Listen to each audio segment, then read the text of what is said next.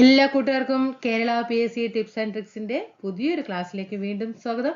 എല്ലാ കൂട്ടുകാർക്കും ആദ്യം തന്നെ പുതുവർഷ ആശംസകൾ. ഓക്കെ, 2024 നിങ്ങൾ ഓരോരുത്തരുടെയും, അതായത് നമ്മളുടെ ഒരു വർഷം തന്നെ ആകട്ടെ എന്നൊരു പ്രാർത്ഥനയോട് കൂടിയിട്ട് നമുക്ക് എന്ത് ചെയ്യാം, ബയോളജിയിലെ ക്ലാസ്സുകൾ ആരംഭിക്കാം. ഓക്കെ, നമ്മൾ ഏത് ചെയ്തു വരുന്നുണ്ട്? കേരളം, ഭരണ സംവിധാനം ഏകദേശം ആയിട്ടുണ്ട്. അത് കംപ്ലീറ്റ് ചെയ്തു വരും കേട്ടോ. അത് അവിടെ പകുതി വെച്ചിട്ട് ബയോളജി ഇനി തുടങ്ങില്ല, കൂടെ ബയോളജിയും കൂടെ കൊണ്ടുപോകാന്ന് വെച്ചു കേട്ടോ. സയൻസ് നല്ല ഇമ്പോർട്ടൻ്റ് ആണല്ലോ. ഓക്കെ, അപ്പൊ കേരളം ഭരണ സംവിധാനം ക്ലാസ്സുകൾ ഇട്ടുണ്ട്, തീർച്ചയായിട്ടും ഉപകാരപ്പെടുത്തുന്ന അടുത്ത ടോപ്പിക്ക് ഇത് കഴിഞ്ഞത്. അടുത്ത ടോപ്പിക്ക് കേരള ഭരണ സംവിധാനത്തിലായിരിക്കും. അങ്ങനെ ബയോളജിയിൽ ഒരു ദിവസം ഒരു ടോപ്പിക്ക് ബയോളജി, ഒരു ദിവസം കേരള ഭരണ സംവിധാനം, അങ്ങനെ പോകാം കേട്ടോ. അതുപോലെ ഇന്ത്യൻ ജോഗ്രഫി നമ്മൾ കംപ്ലീറ്റ് ആകാനായിട്ടുണ്ട്, കോൺസ്റ്റിറ്റ്യൂഷൻ കംപ്ലീറ്റ് ആകാനായിട്ടുണ്ട്, പിന്നെ ഭരണ സംവിധാനം എടുത്ത് അതും ഏകദേശമായി. ഇനിയോ ഇപ്പൊ ബയോളജിയായി. അങ്ങനെ മൊഡ്യൂൾ കണ്ടില്ലേ, തീർന്ന് വരുന്നില്ലേ? പതുക്കെ പോയാൽ മതി കേട്ടോ. നമ്മൾ ബാക്കിയുള്ള ടൈം ഈ ഒരു ടോപ്പിക്ക് പഠിച്ചു കഴിഞ്ഞ ശേഷം ഇംഗ്ലീഷ്, മാത്സ്, മലയാളം, കറണ്ട് അഫെയറിനൊക്കെ നല്ല രീതിയിൽ മുൻതൂക്കം കൊടുക്കുക. പ്രീവിയസ് ക്വസ്റ്റ്യൻ ഡെയിലി, ഒരു പ്രീവിയസ് ക്വസ്റ്റ്യൻ ഡെയിലി വർക്ക് ചെയ്യണം. എങ്കിലേ എക്സാമിൽ മൈനസ് നല്ല രീതിയിൽ കമ്മിയായിട്ട് നെഗറ്റീവ് ഒക്കെ മാർക്ക് കുറഞ്ഞ്, അതായത് നല്ല രീതിയിൽ നെഗറ്റീവ് മാർക്ക് കുറയും നിങ്ങൾക്ക്. ഓക്കെ, അപ്പോൾ നല്ല രീതിയിൽ പ്രീവിയസ് ക്വസ്റ്റ്യനും ഡെയിലി ഉൾപ്പെടുത്തുക. ഡെയിലി ഓരോ ടോപ്പിക്ക് വെച്ചിട്ട് പഠിച്ചു പോവുക. നിങ്ങളൊരു ടോപ്പിക് എടുക്കുന്ന സമയത്ത് നിങ്ങൾക്ക് കണ്ടാൽ മനസ്സിലാകും, അത്രയും എന്താ പറയുക, ഒരു പെയ്ഡ് ക്ലാസ്സിൽ കൊടുക്കുന്ന നോട്ട് എന്താണോ അതേ രീതിയിലാണ് നോട്ടുകൾ തരുന്നത്. ധൈര്യമായിട്ട് SCRT ഒക്കെ ഫുൾ കവറിങ് ചെയ്തിട്ടാണ് ഓരോ ടോപ്പിക്കും കവർ ചെയ്ത് പോകുന്നത്. നന്നായിട്ട് പഠിക്കുക. ഓക്കെ, നമുക്ക് എങ്ങനെയാണ് LDCയിലെ സിലബസിൽ വരുന്നത്? LDC ആയിക്കോട്ടെ, LGS ആയിക്കോട്ടെ, ഏത് നിലവാരം, അങ്ങനെ നിലവാരമൊന്നുമില്ല. നമ്മൾ പഠിക്കണോ, എക്സ്ട്രാ ആയിട്ട് നമ്മളിങ്ങോട്ട് പഠിച്ചു വെക്കുക. ഏത് എക്സാം എഴുതാനും നമ്മൾ വില്ലിങ് ആയിട്ട് നിൽക്കണം. ഇനി ഇത് LGS ആണ്, എനിക്ക് ഇത്രയൊന്നും വേണ്ടാലോ, അങ്ങനെയൊന്നും ചിന്തിക്കരുത് കേട്ടോ. നമുക്ക് ജീവശാസ്ത്രം, പൊതുജനാരോഗ്യത്തിൽ എത്ര മാർക്ക് വരുന്നുണ്ട്? 6 മാർക്ക് വരുന്നുണ്ട്. ഇപ്പൊ തന്നെ നിങ്ങൾക്ക് നോക്കിക്കേ, നമ്മൾ ഇന്ത്യൻ ജോഗ്രഫിയിൽ നമുക്ക് സാധാരണ ഒരു 3 മാർക്കിന്റെ ക്വസ്റ്റ്യൻ എടുത്ത് ഇന്ത്യൻ ജോഗ്രഫിന്ന് എന്നും വരാറുണ്ട്. 5 മാർക്കാണ്, കേരളവും ഇന്ത്യയും വേൾഡും കൂടിയിട്ട് 5ആണ്. പക്ഷെ 3 മാർക്കും വരുന്നത് നമ്മുടെ ഇന്ത്യൻ ജോഗ്രഫിയിൽ നിന്നാണ്. പിന്നെ കോൺസ്റ്റിറ്റ്യൂഷൻ നമ്മൾ എടുത്ത് വരുന്നുണ്ട് അല്ലേ, അതും കംപ്ലീറ്റ് ആകാനായിട്ട് 5 മാർക്കിന്റെ അവിടെയും ചെയ്തു വരുന്നുണ്ട്. ഭരണ സംവിധാനം 5 മാർക്കുണ്ട്, അതും കംപ്ലീറ്റ് ആകാനായിട്ടുണ്ട്. ഇപ്പൊ ബയോളജി 6 മാർക്കാണ് അല്ലേ, ബയോളജി നമ്മൾ സ്റ്റാർട്ട് ചെയ്തു. ഓക്കെ, നമ്മൾ വ്യക്തമായിരിക്കും എല്ലാ അടിസ്ഥാനം മുതൽ എക്സ്ട്രാ ഓർഡിനറി ആയിട്ടുള്ള പോയിന്റ് വരെ നമ്മൾ ഇതിൽ ആഡ് ചെയ്തിട്ടുണ്ടാകും. നിങ്ങൾ ക്ലാസ്സുകൾ കാണും. അതും പിന്നെ പഠിക്കാൻ എളുപ്പമുള്ള രീതിയിൽ. ഒരു ഉദ്യോഗാർത്ഥി നമ്മൾ പല ബുദ്ധിമുട്ടുകളും സഹിച്ച് പഠിക്കാനിരിക്കുന്ന സമയത്ത് വെറുതെ കുറേ നോട്ടുകൾ തന്നിട്ട് കാര്യമില്ല അല്ലേ. അതെങ്ങനെ പെട്ടെന്ന് സിസ്റ്റമാറ്റിക് ആയിട്ട് ഗ്രാസ്പ് ചെയ്യാനുള്ള ഒരു കൂടി കൊടുക്കേണ്ട ഉത്തരവാദിത്വം ഉണ്ട് ഇല്ലേ, നമ്മൾ ക്ലാസ്സുകൾ ചെയ്യുന്നവർക്ക് അതുണ്ട്. ഓക്കെ, അപ്പൊ ആ രീതിയിലാണ് ക്ലാസ്സുകൾ ചെയ്യുന്നത്. ഇപ്പൊ നമുക്ക് ഇവിടെ ഇപ്പൊ തന്നെ എത്ര മാർക്കിന്റെയാണ് ഇപ്പൊ നമ്മൾ പഠിച്ചു വരുന്നത്? 10, 15, എത്ര മാർക്കായി? 18 മാർക്കിന്റെ അല്ലേ. 18 മാർക്കിന്റെയാണ് ഇപ്പൊ നമ്മൾ ഏകദേശം എന്ത് ചെയ്യുന്നത്, മാർക്കിന്റെ അടുത്ത് എത്തിയില്ലേ. GKയിൽ ബാക്കി മാത്സ്, ഇംഗ്ലീഷ്, മലയാളം തീർച്ചയായിട്ടും നോക്കണം കേട്ടോ. അപ്പൊ ഏതൊക്കെയാണ്? ജീവശാസ്ത്രം, പൊതുജനാരോഗ്യത്തിൽ വരുന്നത് മനുഷ്യ ശരീരത്തെ കുറിച്ചിട്ടുള്ള പൊതു അറിവ്, ജീവകങ്ങളും ധാതുക്കളും അവയുടെ അപര്യാപ്തത രോഗങ്ങളും സാംക്രമിക രോഗങ്ങളും രോഗകാരികളും, കേരളത്തിലെ ആരോഗ്യക്ഷേമ പ്രവർത്തനങ്ങൾ, ജീവിതശൈലി രോഗങ്ങൾ, അടിസ്ഥാന ആരോഗ്യ വിജ്ഞാനം, പരിസ്ഥിതിയും പരിസ്ഥിതി പ്രശ്നങ്ങളും. ഇത്രയും ടോപ്പിക്കാണ് നമുക്ക് പഠിക്കാനുള്ളത്. LGS നിലവാരം തുടങ്ങി ഡിഗ്രി നിലവാരം വരെ അല്ലേ. നമ്മൾ ഇന്ന് മനുഷ്യ ശരീരത്തിലെ ഒന്നാമത്തെ സ്റ്റാർട്ട് ചെയ്യാണ്. മനുഷ്യ ശരീരത്തെ കുറിച്ചിട്ടുള്ള പൊതു അറിവ് എന്നതിൽ കോശം എന്നുള്ള ടോപ്പിക്കാണ് വരുന്നത്. ഏതാണ്? കോശത്തെ കുറിച്ചിട്ട് എല്ലാ പോയിന്റും നിങ്ങൾക്ക് കാണാം. അടുത്ത സ്ലൈഡിൽ ഞാൻ പറയാം, അപ്പൊ മനസ്സിലാകും. എല്ലാം ഈ ഒരൊറ്റ ക്ലാസ്സിൽ അങ്ങോട്ട് പഠിച്ചു പോകും കേട്ടോ. കുറച്ച് ക്ലാസ് ലെങ്ത് ആയിരിക്കും, ക്ഷമിക്കണം. നമ്മൾ ഒരു ക്ലാസ് കൊണ്ട് തന്നെ എല്ലാ ഏരിയ ഏതൊക്കെ വരുന്നുണ്ട് എന്നുള്ളത് കോശത്തിൽ മനസ്സിലാക്കാൻ സാധിക്കും. ഓക്കെ, നമുക്ക് ബയോളജിയിൽ കോശം എന്ന ടോപ്പിക്ക് പഠിക്കുമ്പോൾ ആ കോശവുമായി ബന്ധപ്പെട്ട് പഠിക്കേണ്ട കാര്യങ്ങൾ, കോശം, ഇതൊക്കെ എല്ലാക്കൊന്നും പ്രീവിയസ് ആയിട്ട് ക്വസ്റ്റ്യൻസ് ചോദിക്കാറുണ്ട്. അത്രയും ഇമ്പോർട്ടൻ്റ് ആണ്. SCRT എല്ലാം ഇൻക്ലൂഡ് ചെയ്തിട്ടാണ് ഓരോ ടോപ്പിക്ക് എന്ത് ചെയ്യുന്നത്, കടന്നു പോകുന്നത് കേട്ടോ. ഓരോ ടോപ്പിക്കും കോശം എന്ന് പറയുമ്പോൾ ആ കോശവുമായി ബന്ധപ്പെട്ട് എന്തൊക്കെ SCRTയിലുണ്ട് അതൊക്കെ പറഞ്ഞു പോകുന്നുണ്ട്. കോശം നമ്മൾ എന്താണെന്ന് പഠിക്കണം. കോശഭിത്തി എന്താണ്, കോശസ്തരം എന്താണ്, കോശദ്രവ്യം എന്താണ്, ജീവദ്രവ്യം എന്താണ്, റൈബോസോം, അന്തർദ്രവ്യ ജാലിക, കോശമർമ്മം, DNA, RNA, ഗോൾജി ബോഡീസ്, ഫേനം, മൈറ്റോകോൺട്രിയ, ലൈസോസോം, ജൈവ കണങ്ങള്, സെൻട്രോസോം, കോശവിഭജനം, കോശവൈവിധ്യവൽക്കരണം, ജന്തുകലകള്, സസ്യവളർച്ച, ഓക്കെ, ഇങ്ങനെ എന്ത് ചെയ്യണം, ഇതെല്ലാം നമുക്ക് പഠിച്ചേ പറ്റൂ. അപ്പൊ ഇതെല്ലാം കോശവുമായിട്ട് ബന്ധപ്പെട്ടാണ്. ഇതെല്ലാം നമ്മൾ ഇന്ന് ഒരൊറ്റ ക്ലാസ്സിൽ എന്ത് ചെയ്യാണ്, കംപ്ലീറ്റ് ചെയ്യാണ്. ഇന്ന് ഈ ഒരു ടോപ്പിക്ക് പഠിച്ചു കഴിഞ്ഞാൽ നിങ്ങൾ എന്ത് ചെയ്യാം, വൈകുന്നേരം വീണ്ടും ഈ ടോപ്പിക്ക് തന്നെ പഠിക്കുക. ഇന്നിപ്പോൾ പഠിച്ച് നല്ല രീതിയിൽ മനസ്സിലാക്കി ഈ ടോപ്പിക്ക്, കോശം എന്ന ടോപ്പിക്ക് എങ്ങനെ ചോദിച്ചാലും ഞാൻ ആൻസർ ചെയ്യാൻ തയ്യാറാണ് എന്നുള്ള രീതിയിൽ പഠിച്ചു വെക്കുക. എന്നിട്ട് നിങ്ങൾ എന്ത് ചെയ്യാം, അത് കഴിഞ്ഞതിന് ശേഷം മാത്സ്, ഇംഗ്ലീഷ്, മലയാളം ഒരു പ്രീവിയസ് ക്വസ്റ്റ്യൻ നേരത്തെ അപ്ലോഡ് ചെയ്തിട്ടുണ്ട്. 14 ക്വസ്റ്റ്യൻ പേപ്പർ 2023 LGS നിലവാരത്തിൽ നടന്ന 14 ക്വസ്റ്റ്യൻ പേപ്പർ അപ്ലോഡ് ചെയ്തിട്ടുണ്ട് കേട്ടോ. തീർച്ചയായിട്ടും ക്ലാസ്സുകൾ എക്സാം എഴുതി നോക്കണം. എന്നിട്ട് എന്ത് ചെയ്യുക, ഒരു ക്വസ്റ്റ്യൻ പേപ്പർ വർക്കൗട്ട് ചെയ്യുക. ഒരു ക്വസ്റ്റ്യൻ പേപ്പർ വർക്കൗട്ട് ചെയ്തതിന് ശേഷം മാത്സ്, ഇംഗ്ലീഷ്, മലയാളം നോക്കുക. എന്നിട്ട് വൈകുന്നേരം വീണ്ടും എന്ത് ചെയ്യുക, ഈ കോശം തന്നെ പഠിക്കുക. ഇങ്ങനെ പോയി കഴിഞ്ഞാൽ എല്ലാ GK ടോപ്പിക്കും നിങ്ങൾക്ക് എന്താകും, മനസ്സിൽ ഉറപ്പിക്കുക. നിങ്ങൾക്ക് പഠനഭാരവും അറിയില്ല. നല്ല കുറേ ഇന്നിപ്പോ കോശം പഠിച്ചതിന് വീണ്ടും അടുത്ത ടോപ്പിക്ക് ഓടുക, വീണ്ടും വൈകുന്നേരം കഴിയുമ്പോഴേക്കും അടുത്ത ടോപ്പിക്ക്. ഒന്നും പഠിച്ചിട്ട് കാര്യമില്ല കേട്ടോ. 3 ടോപ്പിക്കും കയ്യിലുണ്ടാവില്ല. പക്ഷെ ഒരു ടോപ്പിക്കാണ് പഠിക്കുന്നതെങ്കിൽ അത് ഒരു ടോപ്പിക്ക് നിങ്ങളുടെ കയ്യിൽ ധരിക്കും. എന്നിട്ട് ആഴ്ചയിലും റിവിഷൻ ചെയ്യുക, മന്ത്ലിയും റിവിഷൻ ചെയ്യുക. റോബർട്ട് ബ്രൗൺ കോശകേന്ദ്രം കണ്ടെത്തി. എന്നിട്ട് അതിനെ എന്ത് പറഞ്ഞു, ന്യൂക്ലിയസ് എന്ന് വിളിച്ചു. കോശം കണ്ടെത്തിയത് ആരാണ്, കോശം കണ്ടെത്തിയത് റോബർട്ട് ഹുക്ക്. നമ്മൾ അടുത്ത ഇതിലുണ്ട് കേട്ടോ, റോബർട്ട് ഹുക്ക് ആണ് കോശം കണ്ടെത്തിയത്. ഇനി കോശത്തിനുള്ള കേന്ദ്രം കണ്ടെത്തിയത്, അതായത് അതിനെ ന്യൂക്ലിയസ് എന്ന് വിളിച്ചു, ആര്, റോബർട്ട് ബ്രൗൺ ആണ്. ഇതൊക്കെ SCRT ആണ്. സസ്യശരീരം കോശങ്ങളാൽ നിർമ്മിതമാണ് എന്ന് കണ്ടെത്തിയത് MJ ശ്ലീഡൻ ആണ് 1838. 1839 തിയോഡർ ഷാൻ ജന്തുശരീരം കോശങ്ങളാൽ നിർമ്മിതമാണ്. തിയോഡർ ഷാൻ ജന്തുശരീരം കോശങ്ങളാൽ നിർമ്മിതമാണ് എന്ന് പറഞ്ഞപ്പോൾ MJ ശ്ലീഡൻ സസ്യശരീരം കോശങ്ങളാൽ നിർമ്മിതമാണെന്ന് കണ്ടെത്തി.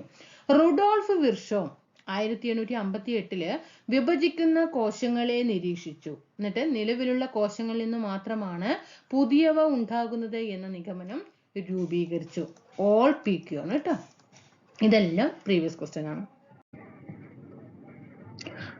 നമുക്ക് കോശത്തെ കുറിച്ചിട്ട് എന്തൊക്കെയാണെന്നുള്ളത് വ്യക്തമായിട്ട് പഠിക്കാം. ഞാനൊരു സയൻസ് ബാക്ക്ഗ്രൗണ്ട് ഇല്ലാത്ത വ്യക്തിയാണ്, ഒരു ഹിസ്റ്ററിയാണ് എൻ്റെ ബാക്ക്ഗ്രൗണ്ട്. അപ്പോൾ നിങ്ങൾ സയൻസ് എടുക്കുന്നതിൽ എന്തെങ്കിലും അപാകതകൾ ഉണ്ടെങ്കിൽ ചൂണ്ടിക്കാണിക്കണം, എന്തെങ്കിലും തെറ്റാൻ പറ്റുന്നുണ്ടെങ്കിൽ ശ്രമിക്കണം കേട്ടോ. ഒക്കെ സയൻസ് ബാക്ക്ഗ്രൗണ്ടിൽ എടുക്കുന്ന ക്ലാസ്സും നമ്മൾ ഹിസ്റ്ററി പഠിച്ചു പോകുന്ന ആൾക്കാരാണ്. അപ്പോൾ ഹിസ്റ്ററി എടുക്കുമ്പോൾ നമുക്ക് അതിൻ്റെതായിട്ടുള്ള ഒരു ഇത് കിട്ടും അല്ലേ. പക്ഷെ സയൻസ് എടുക്കുമ്പോൾ അങ്ങനെ വരില്ല. അപ്പോൾ അതിലെന്തെങ്കിലും മിസ്റ്റേക്ക് ഉണ്ടെങ്കിൽ താഴെ ചൂണ്ടിക്കാണിക്കണം കേട്ടോ. നമുക്ക് ഏറ്റവും വലിയ കോശം ഏതാണ്, ഏറ്റവും ഇവിടെ ശ്രദ്ധിച്ചു വരണം കേട്ടോ, ഈ വാക്കുകൾ ശ്രദ്ധിക്കണം. വലിയ കോശം ഒട്ടകപക്ഷിയുടെ മുട്ടയാണ്. ചെറിയ കോശം മൈക്കോപ്ലാസ്മ. ഇതെങ്ങനെ തരംതിരിച്ചു, ജന്തുക്കളായിക്കോട്ടെ, സസ്യങ്ങളായിക്കോട്ടെ, മനുഷ്യവർഗമായിക്കോട്ടെ, ഏതിലെ എല്ലാ ജീവികളെയും മൊത്തത്തിൽ കണക്കെടുക്കുന്ന സമയത്താണ് ഏറ്റവും വലിയ കോശം ഏതാണ്, ഒട്ടകപക്ഷിയുടെ മുട്ടയും, ചെറിയ കോശം മൈക്കോപ്ലാസ്മയും. നമ്മുടെ മനുഷ്യ ശരീരം എടുക്കുകയാണെങ്കിൽ മനുഷ്യ ശരീരത്തിലെ വലിയത് ഏതാണ്, വലിയ കോശം അണ്ഡമാണ്. മനുഷ്യ ശരീരത്തിലെ ചെറിയ കോശം ബീജകോശമാണ്. മനുഷ്യ ശരീരത്തിലെ നീളമേറിയ കോശം ഏത് എന്ന് ചോദിച്ചാൽ അത് നാഡീകോശമാണ്. ഇത് പഠിക്കണം. വലിയ കോശം ഒട്ടകപക്ഷിയുടെ മുട്ടയും ചെറിയ കോശം മൈക്കോപ്ലാസ്മയും.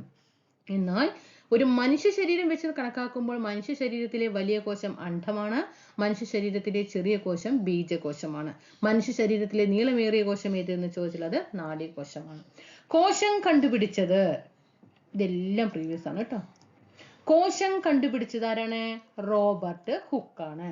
കോശ സിദ്ധാന്തം, തിയറി, കോശത്തെ കുറിച്ച് ഒരു തിയറി കൊണ്ടുവന്നത് MJ ശ്ലീഡനും തിയോഡർ ഷാനുമാണ്.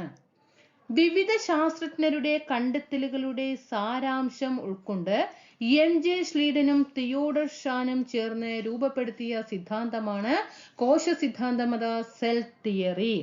2 മുഖ്യ ആശയങ്ങളാണ് കോശ സിദ്ധാന്തം മുന്നോട്ട് വെച്ചിട്ടുള്ളത്. പ്രീവിയസ് ആണ്. എല്ലാ ജീവശരീരവും കോശ നിർമ്മിതമാണ്. ജീവികളുടെ ഘടനാപരവും ജീവധർമ്മപരവുമായ അടിസ്ഥാന ഘടകങ്ങളാണ് കോശങ്ങൾ. ഇതാണ് കോശം സിദ്ധാന്തത്തില് MJ ശ്ലീഡനും തിയോഡർ ഷാനും കൊണ്ടുവന്ന ആശയം. കോശം കണ്ടെത്തിയത് റോബർട്ട് ഹുക്കാണ് എന്ന് പറഞ്ഞു. കോശം സിദ്ധാന്തം കണ്ടുപിടിച്ചത് MJ ശ്ലീഡനും തിയോഡർ ഷാനാണ് പറഞ്ഞു. എങ്കിൽ കോശമർമ്മം കണ്ടെത്തിയത് റോബർട്ട് ബ്രൗൺ ആണ്. കോശമർമ്മം റോബർട്ട് ബ്രൗൺ. Previous question. ആയുർദൈർഘ്യം കൂടിയ രക്തകോശം. നമ്മുടെ ശരീരത്തില് എങ്ങനെയാണ് ആയുർദൈർഘ്യം കൂടിയ രക്തകോശം ഏതാണ്? RBC, അതായത് അരുണ രക്താണുക്കൾ അല്ലെങ്കിൽ ചുവന്ന രക്താണുക്കളാണ് ഏത്? ആയുർദൈർഘ്യം കൂടിയ രക്തകോശം. രണ്ട് തരത്തിലുള്ള കോശങ്ങളുണ്ട്, പ്രൊകാരിയോട്ടിക്കുകളും യുകാരിയോട്ടിക്കുകളും. ബാക്ടീരിയ, സൈനോബാക്ടീരിയ, മൈക്കോപ്ലാസ്മ തുടങ്ങിയവയുടെ കോശങ്ങളിൽ എന്തില്ല? മർമ്മം കാണപ്പെടുന്നില്ല. ഇത്തരം ജീവികൾ പ്രൊകാരിയോട്ടിക്കുകൾ എന്ന് അറിയപ്പെടുന്നു. എന്നാൽ അമീബ, ജന്തുക്കൾ, സസ്യങ്ങൾ എന്നിവയുടെ കോശങ്ങളിൽ സ്തരത്താൽ ആവരണം ചെയ്യപ്പെട്ട വ്യക്തമായ മർമ്മം കാണപ്പെടുന്നു. ഇത്തരം ജീവികൾ യുകാരിയോട്ടിക്സ് എന്ന് അറിയപ്പെടുന്നു. ഇവിടെ പ്രൊകാരിയോട്ടിക്കുകളും യുകാരിയോട്ടിക്കുകളും. യുകാരിയോട്ടിക്കിനാണ് എന്തുള്ളത്? യുകാരിയോട്ടിക്കിനാണ് മർമ്മം ഉള്ളത്. മർമ്മം ഉള്ളത്. യുകാരിയോട്ടിക്കിന് ഉദാഹരണം അമീബ, സസ്യങ്ങൾ, ജന്തുക്കൾ. സസ്യങ്ങൾ, ജന്തുക്കൾ. ഓക്കെ, ഇനി പ്രൊകാരിയോട്ടിക് ആകുമ്പോൾ പ്രൊകാരിയോട്ടിക്കിന് എന്തില്ല? മർമ്മമില്ല. ബാക്ടീരിയ, സൈനോബാക്ടീരിയ, മൈക്കോപ്ലാസ്മ ഉദാഹരണങ്ങൾ. അപ്പോൾ എനിക്ക് ഇതൊന്നും നമുക്ക് ബാക്ക്ഗ്രൗണ്ട് ഇല്ലാത്ത വ്യക്തിയല്ലേ ഞാൻ, അതുകൊണ്ട് ഇതൊക്കെ ഇപ്പൊ പഠിച്ചു പോകുന്നിട്ട് കുറച്ച് കഴിഞ്ഞിട്ട് ചോദിക്കുമ്പോൾ പ്രൊകാരിയോട്ടിക്കിനാണോ മർമ്മമുള്ളത്, യുകാരിയോട്ടിക്കിനാണോ മർമ്മമുള്ളത്, ഉദാഹരണം ഒക്കെ പഠിച്ചു വെക്കാം. മർമ്മമുള്ളത് എന്നുള്ളത് മനസ്സിലാക്കിയാൽ തന്നെ ആർക്കൊക്കെ ഉണ്ട്? സസ്യങ്ങൾക്കും ജന്തുക്കൾക്കൊക്കെ എന്തുണ്ട്? മർമ്മം ഉണ്ട് അല്ലെ? മർമ്മമുണ്ട്. സസ്യങ്ങൾക്കും ജന്തുക്കൾക്കും അമീബയ്ക്കും മർമ്മം ഉണ്ടെന്ന് പറയാം. പക്ഷെ മർമ്മം പ്രൊകാരിയോട്ടിക്കിനാണോ യുകാരിയോട്ടിക്കിനാണോ എന്ന് ഇപ്പൊ ഒക്കെ പഠിച്ചു പോയിട്ട് ഒരാഴ്ച കഴിഞ്ഞാൽ രണ്ടാഴ്ച കഴിഞ്ഞാൽ വീണ്ടും സംശയം, പ്രൊകാരിയോട്ടിക്കിനാണോ പഠിച്ചു യുകാരിയോട്ടിക്കിനാണോ എന്ന് കൺഫ്യൂഷൻ വരും. അപ്പൊ ഞാനെന്ത് മനസ്സിലാക്കിയെന്നറിയാം? യു നമ്മളിവിടെ എന്താ പറയുന്നത്? യുകാരിയോട്ടിക്. നിനക്ക് മർമ്മമുണ്ട് അല്ലേ എന്ന് പറയില്ലേ? നിന്റെ മർമ്മം, അല്ലെങ്കിൽ നമ്മൾ ഒരു ഫ്രണ്ട്സ് ഒക്കെ പറയുമ്പോൾ നിന്റെ മർമ്മത്തിട്ടൊന്ന് തരും, അങ്ങനെയൊക്കെ നമ്മൾ പറയാറില്ല. അപ്പൊ യു കണ്ടോ, നിന്റെ അല്ലേ? യു പറയുമ്പോൾ നമ്മളിങ്ങനെ നീ എന്നല്ലേ പറയാ, നിന്റെ മർമ്മം. അപ്പൊ നിനക്ക് മർമ്മമുണ്ട് അല്ലേ എന്ന് പറയില്ല, അല്ലെങ്കിൽ നിന്റെ മർമ്മത്തില് എന്ന്. അങ്ങനെ എന്ത് ചെയ്തു? ചെറുതായിട്ട് ഒരു മനസ്സിലാക്കി വെച്ചു. പിന്നെ എന്തായി? ഇപ്പൊ ഓർമ്മയുണ്ട്. പിന്നെ എന്തോ റിവിഷൻ വേണ്ടല്ലോ, അല്ലെങ്കിൽ കുറച്ച് പഠിക്കുമ്പോൾ ഇതിൽ ഏതാണെന്ന് ഒരു മനസ്സിലാക്കാനുള്ള ബുദ്ധിമുട്ട് ഒഴിഞ്ഞു കിട്ടിയില്ലേ? ഓക്കെ, അപ്പം യുകാരിയോട്ടിക്കിനാണ് എന്തുള്ളത്? മർമ്മം ഉള്ളത്. നിനക്ക് മർമ്മം, നിന്റെ മർമ്മത്തിൽ എന്നൊക്കെ നമ്മൾ പറയാറില്ലേ? ഓക്കെ, അപ്പൊ അമീബ, സസ്യങ്ങൾ, ജന്തുക്കൾ. യുകാരിയോട്ടിക്കിനും പ്രൊകാരിയോട്ടിക്കിനും മർമ്മമില്ല. Bacteria, cyanobacteria, mycoplasma. ഓരോന്നായിട്ട് പഠിച്ചു വരാം കേട്ടോ. കോശമർമ്മം അല്ലെ, ആരാ കണ്ടുപിടിച്ചത്? കോശമർമ്മം കണ്ടുപിടിച്ചത് ആരാണ്? റോബർട്ട് ബ്രൗൺ അല്ലെ? Robert brown. എന്നിട്ട് അതിനെ എന്ത് വിളിച്ചു? ന്യൂക്ലിയസ് എന്ന് വിളിച്ചു അല്ലെ? കോശത്തിന്റെ തലച്ചോറാണ്. കോശത്തിന്റെ തലച്ചോറ് എന്നറിയപ്പെടുന്നത് കോശമർമ്മമാണ്. ഇപ്പൊ നമ്മുടെ തലച്ചോറ് എന്ന് പറയുന്നത് ഇപ്പൊ നമുക്ക് ബ്രെയിനിൽ തലയാണ് അല്ലെ? അതുപോലെ കോശത്തിന്റെ തലച്ചോറ് എന്ന് പറയുന്നത് കോശമർമ്മമാണ്. കോശത്തിന്റെ എല്ലാ പ്രവർത്തനങ്ങളും നിയന്ത്രിക്കുന്നത് കോശമർമ്മമാണ്, ന്യൂക്ലിയസ് അല്ലെ? ക്രോമസോം നിർമ്മിതമായിരിക്കുന്നത് എങ്ങനെയാണ്? DNA-യും ഹിസ്റ്റോണുകളും പ്രോട്ടീനുകളും ചേർന്നാണ് എന്ത്? ക്രോമസോം നിർമ്മിതമായിരിക്കുന്നത്. ക്രോമസോം നിർമ്മിതമായിരിക്കുന്നത് DNA-യും ഹിസ്റ്റോണും പ്രോട്ടീൻസും ചേർന്നിട്ടാണ് ക്രോമസോം നിർമ്മിതമായിരിക്കുന്നത്. നമ്മുടെ മനുഷ്യ ശരീരത്തിൽ എത്ര ക്രോമസോമുകളുണ്ട്? 46 ക്രോമസോമുകൾ. 46 ക്രോമസോമുകളുടെയാണ് 46. എത്ര ജോഡി? 23 ജോഡി ട്ടോ. 23 ജോഡി. ഇങ്ങനെയും ചോദ്യം വരാം. വ്യത്യസ്ത ജീവികൾക്ക് വ്യത്യസ്ത എണ്ണം ക്രോമസോമാണ്. ഒരു ജീവിയിൽ ഒരു 10 ക്രോമസോം ഉണ്ടെങ്കിൽ മറ്റേ ജീവിയിലും 10 ആയിരിക്കുമോ? അല്ല അല്ലെ? വ്യത്യസ്ത ജീവികൾക്ക് വ്യത്യസ്ത എണ്ണം ക്രോമസോമുകളാണ് ഉള്ളത്. ഇനി ഗോളാകൃതിയിൽ കാണപ്പെടുന്ന മർമ്മഭാഗം ഏത് എന്ന് ചോദിച്ചാൽ അത് മർമ്മകമാണ്. ഗോളാകൃതിയിൽ കാണപ്പെടുന്ന മർമ്മകം. ഗോളാകൃതിയിൽ കാണപ്പെടുന്ന മർമ്മത്തിന്റെ ഭാഗം മർമ്മകം. റൈബോസോം നിർമ്മാണത്തിൽ പ്രധാന പങ്ക് വഹിക്കുന്ന മർമ്മഭാഗം അതും ഏതാണ്? മർമ്മകം തന്നെയാണ്. റൈബോസോം നിർമ്മാണത്തിൽ പ്രധാന പങ്ക് വഹിക്കുന്ന മർമ്മത്തിന്റെ ഭാഗം മർമ്മകം. മർമ്മത്തിനുള്ളിലെ ദ്രാവക ഭാഗം, ദ്രാവകം എന്ന് പറയുമ്പോഴത്തേക്ക് നമുക്ക് ദ്രവ്യം എന്നുള്ള രീതിയിൽ കണക്ട് ചെയ്യാം അല്ലെ? മർമ്മദ്രവ്യം. മർമ്മത്തിനുള്ളിലെ ദ്രാവക ഭാഗം മർമ്മദ്രവ്യം. മർമ്മകവും ക്രൊമാറ്റിൻ ചാലികയും കാണപ്പെടുന്നത് മർമ്മദ്രവ്യത്തിലാണ്. ഈ മർമ്മദ്രവ്യത്തിൽ എന്തൊക്കെ കാണപ്പെടുന്നുണ്ട്? മർമ്മകവും ക്രൊമാറ്റിൻ ചാലികയും. ജീനുകളെ ഉൾക്കൊള്ളുന്ന മർമ്മഭാഗം ക്രൊമാറ്റിൻ ചാലിക. മർമ്മസ്തരത്തിലെ സുഷിരങ്ങൾ ഏത് പേരിലാണ് അറിയപ്പെടുന്നത്? മർമ്മരന്ധ്രം. മർമ്മരന്ധ്രം. മർമ്മത്തെ ആവരണം ചെയ്യുന്നത് ആരാണ്? മർമ്മസ്തരമാണ്. മർമ്മത്തെ ആവരണം ചെയ്യുന്നത് മർമ്മസ്തരമാണ്. ഈ ഏരിയ ഇത്തിരി കൺഫ്യൂഷൻ ആണ്. മർമ്മകമാണോ മർമ്മദ്രവ്യമാണോ എന്നൊക്കെ കൺഫ്യൂഷൻ പോകും. 2-3 പ്രാവശ്യം ഒന്ന് റിവിഷൻ വന്നാൽ മതി കേട്ടോ. കോശത്തിന്റെ തലച്ചോറ് കോശമർമ്മമാണ്. കോശത്തിന്റെ എല്ലാ പ്രവർത്തനങ്ങളും നിയന്ത്രിക്കുന്നതും കോശമർമ്മമാണ്. ഒരു ക്രോമസോം നിർമ്മിതമായിരിക്കുന്നത് എങ്ങനെയാണ്? DNA അല്ലെ? ക്രോമസോം എന്ന് പറയുമ്പോൾ തന്നെ അറിയാം നമുക്ക് DNA അതിൽ എന്തായാലും വരും. പിന്നെയോ ഹിസ്റ്റോണുകളും പ്രോട്ടീനുകളും ചേർന്നതാണ് ഇത് ക്രോമസോം നിർമ്മിതമായിരിക്കുന്നത്. നമ്മൾ ഒരു മനുഷ്യ ശരീരം എടുക്കുന്ന സമയത്ത് എത്ര ക്രോമസോമുകളാണ് മനുഷ്യന്റെ ശരീരത്തിലുള്ളത്? 46 ക്രോമസോമുകൾ, അതായത് 23 ജോഡി. വ്യത്യസ്ത ജീവികളെ ഓരോരോ ജീവികളിലും വ്യത്യസ്ത എണ്ണം ക്രോമസോമുകളാണ് ഉള്ളത്. ഇനി നമ്മുടെ ഗോളാകൃതിയിൽ കാണപ്പെടുന്ന മർമ്മത്തിന്റെ നമ്മുടെ കോശമർമ്മം എടുക്കുമ്പോൾ ആ കോശമർമ്മത്തിൽ ഗോളാകൃതിയിൽ കാണപ്പെടുന്ന ഭാഗം ഏതാണ്? മർമ്മകമാണ്. റൈബോസോം നിർമ്മാണത്തിൽ പ്രധാന പങ്ക് വഹിക്കുന്നതും മർമ്മകമാണ്. മർമ്മത്തിനുള്ളിലെ ദ്രാവക ഭാഗം ആ ദ്രവ്യം എന്നുള്ളതിനെ കണക്ട് ചെയ്യുക, മർമ്മദ്രവ്യം. ഇനി മർമ്മകവും ക്രൊമാറ്റിൻ ചാലികയും ചേർന്നതാണ് ഇത് മർമ്മദ്രവ്യത്തില്. ജീനുകളെ ഉൾക്കൊള്ളുന്ന മർമ്മത്തിലെ ഭാഗം ക്രൊമാറ്റിൻ ചാലിക. അതൊക്കെ പ്രീവിയസ് ആണ് കേട്ടോ. ജീനുകളെ ഉൾക്കൊള്ളുന്ന മർമ്മഭാഗം ക്രൊമാറ്റിൻ ചാലിക. മർമ്മസ്തരത്തിലെ സുഷിരങ്ങൾ അറിയപ്പെടുന്നത് മർമ്മരന്ധ്രമാണ്. നമ്മൾ പ്രകാശ സംശ്ലേഷണ ഇലകളൊക്കെ പഠിക്കുമ്പോൾ ഇലകളിൽ കാണുന്ന സുഷിരം പറയുമ്പോൾ നമ്മൾ എന്താ പറയാ? ആസ്യരന്ധ്രം എന്ന് പറയാറുണ്ടല്ലേ? അതുപോലെ തന്നെ ഈ രന്ധ്രം എന്ന് വരുമ്പോൾ തന്നെ മനസ്സിലാക്കണം സുഷിരങ്ങളാണ് കേട്ടോ. മർമ്മസ്തരത്തിലെ സുഷിരങ്ങൾ മർമ്മരന്ധ്രം. മർമ്മത്തെ ആവരണം ചെയ്യുന്നത് ഏതാണ്? മർമ്മസ്തരമാണ്. ഇനി എന്താണ് ജീവസ്തരങ്ങൾ? നമ്മൾ പറഞ്ഞു കോശസ്തരങ്ങളൊക്കെ പഠിച്ചു. ഇനി എന്താണ് ജീവസ്തരം? കോശത്തിന് എങ്ങനെയാണ്? കോശത്തിന് ഒരു സ്തരാവരണം ഉണ്ടെന്ന് നമ്മൾ കണ്ടു അല്ലെ? ഈ ആവരണമാണ് കോശത്തെ സമീപ കോശങ്ങളിൽ നിന്നും വേർതിരിക്കുന്നത്. കോശത്തിനു മാത്രമല്ല മർമ്മത്തിനും മിക്ക കോശാംഗങ്ങൾക്കും സ്തരാവരണം ഉണ്ട്. കോശങ്ങൾ തമ്മിലും കോശാംഗങ്ങളും കോശദ്രവ്യവും തമ്മിലും ഉള്ള പദാർത്ഥ വിനിമയം നിയന്ത്രിക്കുന്നത് ജീവസ്തരങ്ങളാണ്. എന്താണ് ജീവസ്തരങ്ങൾ?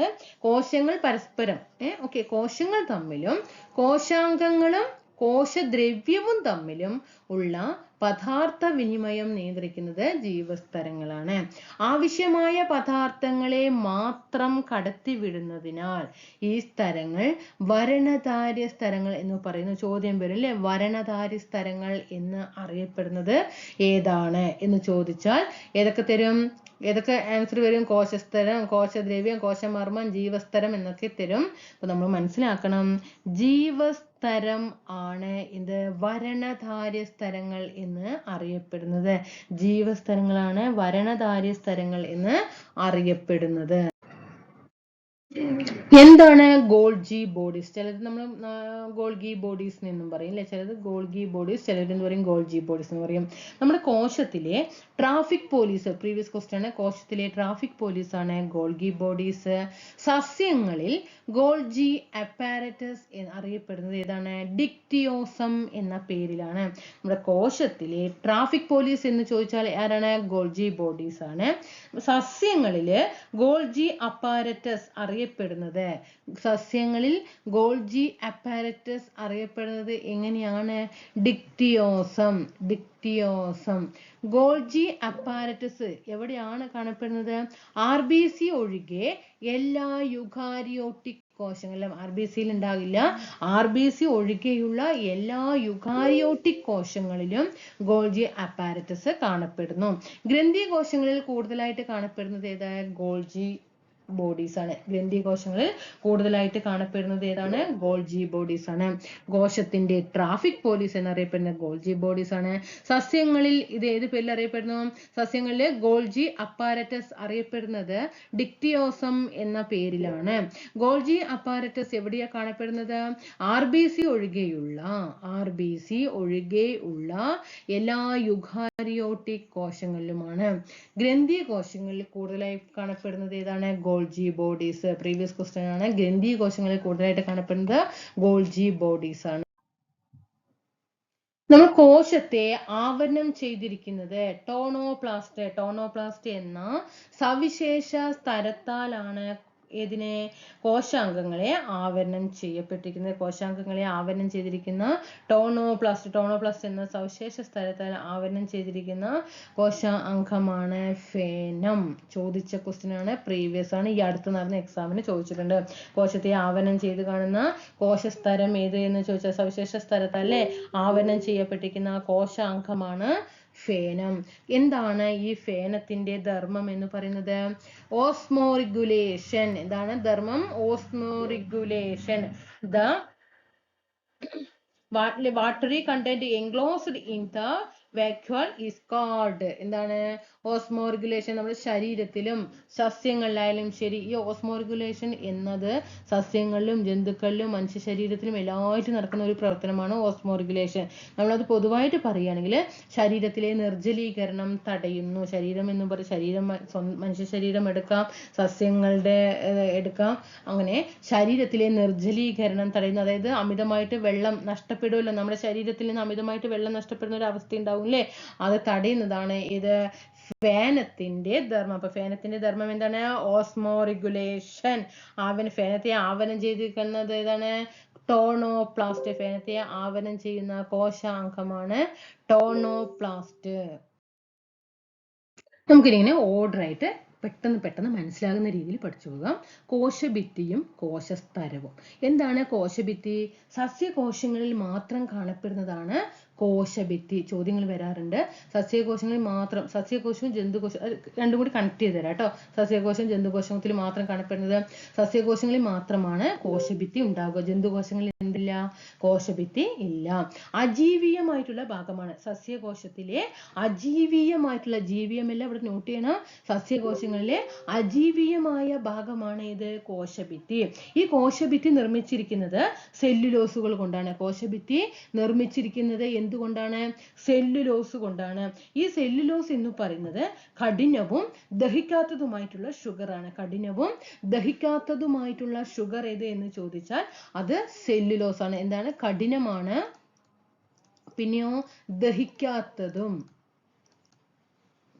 കഠിനവും ദഹിക്കാത്തതുമായിട്ടുള്ള ഷുഗർ ആണ് ഏത്? സെല്ലുലോസ് എന്ന് പറയുന്നത്.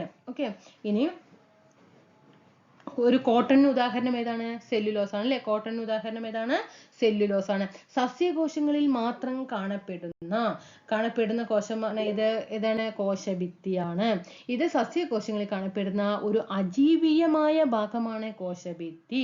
ഈ കോശഭിത്തി നിർമ്മിച്ചിരിക്കുന്നത് സെല്ലുലോസുകൾ കൊണ്ടാണ്. ഈ സെല്ലുലോസ് എന്ന് പറയുന്നത് കഠിനവും ദഹിക്കാത്തതുമായിട്ടുള്ള ഷുഗർ ആണ്. പഠിച്ചു അല്ലെ. ഇനി എന്താണ് കോശസ്തരം? കോശദ്രവ്യത്തിന്റെ പുറമേയുള്ള സ്ഥലമാണ് കോശസ്തരം. പ്ലാസ്മ സ്തരം എന്നറിയപ്പെടുന്നത് കോശസ്തരം. ചോദ്യം വരാം. പ്ലാസ്മ സ്തരം എന്നറിയപ്പെടുന്ന കോശത്തിന്റെ ഭാഗം എന്ന് ചോദിച്ചിട്ട് കോശസ്തരം, കോശദ്രവ്യം എന്നൊക്കെ തന്നാൽ അവിടെ കൺഫ്യൂഷൻ വരാൻ പാടില്ല.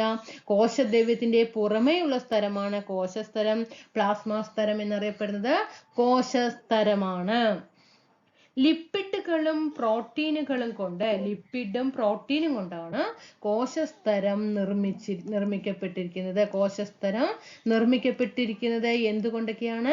ലിപ്പിഡുകളും പ്രോട്ടീനുകളും കൊണ്ടാണ് നിർമ്മിക്കപ്പെട്ടിരിക്കുന്നത്. ഇനി എന്താണ് ഈ കോശസ്തരം ചെയ്യുന്നത്? എന്താണ് ഈ കോശസ്തരത്തിന്റെ ധർമ്മം എന്ന് പറയുന്നത്? ഇത് കോശത്തിലേക്ക് പ്രവേശിക്കുന്നതും പുറത്തു പോകുന്നതുമായിട്ടുള്ള എല്ലാ പദാർത്ഥങ്ങളെയും നിയന്ത്രിക്കുന്നു. ഇപ്പോൾ ഒരു കോശത്തിനുള്ളിലേക്ക് പോകുന്ന സാധനങ്ങളെയും കോശത്തിൽ നിന്നും പുറത്തേക്ക് വരുന്ന എല്ലാ പദാർത്ഥങ്ങളെയും നിയന്ത്രിക്കുന്നത് ആരാണ്? കോശസ്തരമാണ്. കോശദ്രവ്യത്തിന്റെ പുറമേയുള്ള സ്ഥലമാണ് പ്ലാസ്മ സ്തരം എന്നറിയപ്പെടുന്നത് കോശസ്തരമാണ്. ലിപ്പിഡും പ്രോട്ടീനുകളും കൊണ്ടാണ് കോശസ്തരം നിർമ്മിക്കപ്പെട്ടിരിക്കുന്നത്. ഇനി എന്താണ് കോശദ്രവ്യവും ജീവദ്രവ്യവും? ഒരു സ്റ്റേറ്റ്മെന്റ് ലെവലിൽ ക്വസ്റ്റ്യൻ വരുന്ന സമയത്ത് ഇങ്ങനെയാണ് ക്വസ്റ്റ്യൻ വരിക. എന്നിട്ട് അത് ഏതിലാണ് എന്ന് ചോദിക്കാറുണ്ട്. ഇങ്ങനെ രണ്ടും കൂടിയിട്ട് എന്ത് ചെയ്യുക? ഒപ്പം കണക്ട് ചെയ്ത് വയ്ക്കാം. എന്താണ് കോശദ്രവ്യം? എന്താണ് ജീവദ്രവ്യം? കോശദ്രവ്യം എന്ന് പറയുന്നത് കോശസ്തരത്തിനകത്ത് നിറഞ്ഞിരിക്കുന്ന ദ്രവ്യ പദാർത്ഥമാണ്. കോശസ്തരത്തിനകത്ത് നിറഞ്ഞിരിക്കുന്നതാണ് ഇത് കോശദ്രവ്യം എന്ന് പറയുന്നത്. പിന്നെ എന്താണ് ഗോൾഗി കോംപ്ലക്സുകൾ കാണപ്പെടുന്നത്. ഇതാണ് ഗോൾഗി കോംപ്ലക്സുകൾ കാണപ്പെടുന്നത് എവിടെയാണ്? കോശദ്രവ്യത്തിലാണ്. മൈറ്റോകോൺട്രിയോൺ കാണപ്പെടുന്നത്, റൈബോസോം കാണപ്പെടുന്നത്, എൻഡോപ്ലാസ്മിക് റെറ്റിക്കുലം കാണപ്പെടുന്നതെല്ലാം കോശദ്രവ്യത്തിലാണ്. കോശദ്രവ്യം എന്ന് പറയുന്നത് കോശസ്തരത്തിനകത്ത് നിറഞ്ഞിരിക്കുന്ന ദ്രവ്യമാണ് കോശദ്രവ്യം. ഗോൾഗി കോംപ്ലക്സും മൈറ്റോകോൺട്രിയോൺ, റൈബോസോം, എൻഡോപ്ലാസ്മിക് റെറ്റിക്കുലം എന്നിവയെല്ലാം ഇതിലാണ് കോശദ്രവ്യത്തിലാണ്. ഇനി എന്താണ് ജീവദ്രവ്യം? എന്താണ് ജീവദ്രവ്യം? കോശദ്രവ്യവും മർമ്മവും ചേർന്നതാണ്. കോശദ്രവ്യവും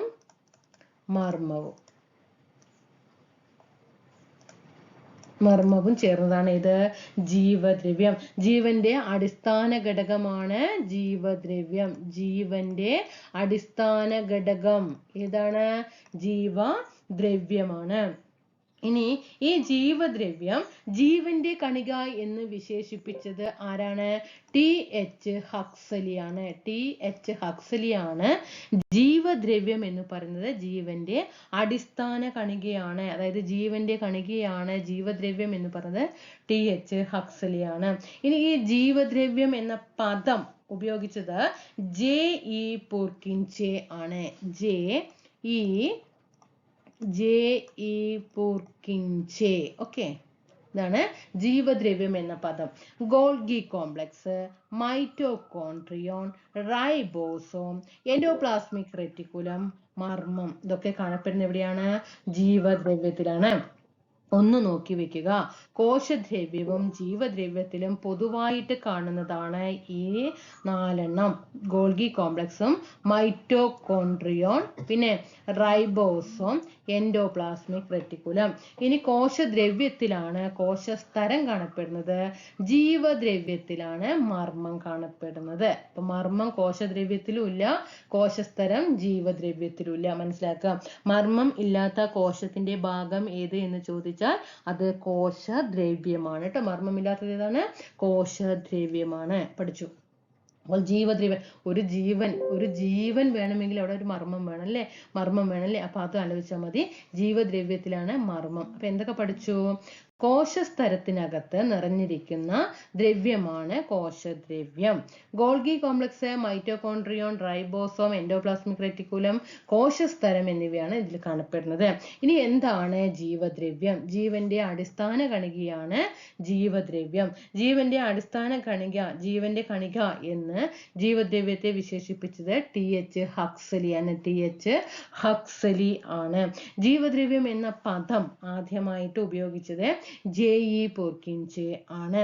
കോശദ്രവ്യവും മർമ്മവും ചേർന്നതാണ് ജീവദ്രവ്യം. കോശദ്രവ്യവും മർമ്മവും ചേർന്നതാണ് ഇത് ജീവദ്രവ്യം. അപ്പൊ 4ലും കോമൺ ആയിട്ടുള്ളതാണ്, 2ലും കോമൺ ആയിട്ടുള്ളതാണ് Golgi complex, mitochondrion, ribosome, endoplasmic reticulum. അപ്പം ജീവദ്രവ്യത്തിൽ മാത്രമാണ് മർമ്മം, കോശദ്രവ്യത്തിൽ മാത്രമാണ് കോശസ്തരം. ഇനി എന്താണ് റൈബോസോമും ലൈസോസോമും? ഒപ്പം പഠിച്ചു പോകാം. നമ്മൾ നേരത്തെ എന്ത് പഠിച്ചു? കോശദ്രവ്യവും ജീവദ്രവ്യവും പഠിച്ചു. ഇനി നമുക്ക് റൈബോസോമും ലൈസോസോമും. മാംസ്യ സംശ്ലേഷണം നടക്കുന്ന ഭാഗം എന്താണ്? കോശത്തില്. നമ്മൾ ഏതാ പഠിക്കുന്നത്? ടോപ്പിക് കോശത്തിലാണ്. അപ്പൊ ഇതൊക്കെ നടക്കുന്നത് എവിടെയാണ്? കോശത്തിലാണ്. കോശത്തില് മാംസ്യ സംശ്ലേഷണം നടക്കുന്ന ഭാഗമാണ് റൈബോസോം. കോശത്തിന്റെ പ്രോട്ടീൻ ഫാക്ടറി എന്ന് അറിയപ്പെടുന്നത് റൈബോസോം ആണ്. ഏതാണ്? റൈബോസോം. ഈ റൈബോസോമില് ഏതൊക്കെയാണ്? RNAയും മാംസ്യവും ചേർന്നതാണ് റൈബോസോം. റൈബോസോമില് RNAയും മാംസ്യവും കാണപ്പെടുന്നു. അപ്പൊ മാംസ്യ സംശ്ലേഷണം നടക്കുന്ന ഭാഗം റൈബോസോമാണ്. പ്രോട്ടീൻ ഫാക്ടറി, കോശത്തിലെ പ്രോട്ടീൻ ഫാക്ടറി എന്നറിയപ്പെടുന്നതും റൈബോസോമാണ്.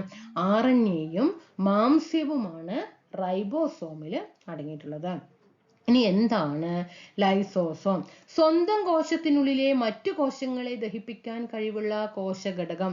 സ്വന്തം കോശത്തിനുള്ളിലെ മറ്റു കോശങ്ങളെ ദഹിപ്പിക്കാൻ കഴിവുള്ള കോശഘടകമാണ് ലൈസോസോം. ഇങ്ങനെ ഇതിന്റെ ഈ കഴിവിനെയാണ് പറയുന്നത് ആട്ടോഫാഗി എന്ന് പറയുന്നത്. ഈ കഴിവിനെ ആട്ടോഫാഗി എന്നറിയപ്പെടുന്നു. കോശത്തിനുള്ളിലെ ആത്മഹത്യാ സഞ്ചികൾ എന്ന് പറയുന്നത് ലൈസോസോമാണ്. കോശത്തിനുള്ളിലെ ആത്മഹത്യാ സഞ്ചികൾ എന്ന് പറയുന്നത് ലൈസോസോം ആണ്.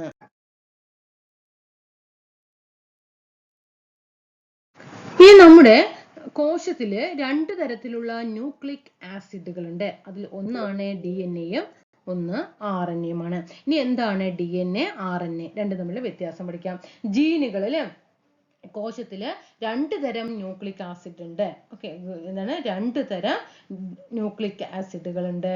എന്തൊക്കെയാണ് DNA-യുടെ പ്രത്യേകത? DNA എന്ന് പറയുമ്പോൾ ജീനുകൾ അല്ലെ, ജീനുകള്. പിന്നെ DNA-യുടെ ധർമ്മം എന്താണ്? പാരമ്പര്യ സ്വഭാവ പ്രേഷണം. DNA നമ്മൾ പറയാറില്ലേ, ഒരു കുട്ടി ഉണ്ടാകുമ്പോൾ തന്നെ പറയാറുണ്ട് അതിന്റെ DNA പരിശോധിച്ചാൽ മതി എന്നൊക്കെ നമ്മൾ പറയാറുണ്ട് അല്ലേ. അപ്പൊ ആ ജീനുകളുടെ വ്യത്യാസം അവിടെ അറിയാനല്ലേ, ഏത് ജീനാണെന്നുള്ളത് അറിയാൻ. ജീനുകള്. പിന്നെ പാരമ്പര്യ സ്വഭാവ പ്രേഷണമാണ്. പാരമ്പര്യ സ്വഭാവ പ്രേഷണം ആരുടെ ധർമ്മമാണ്?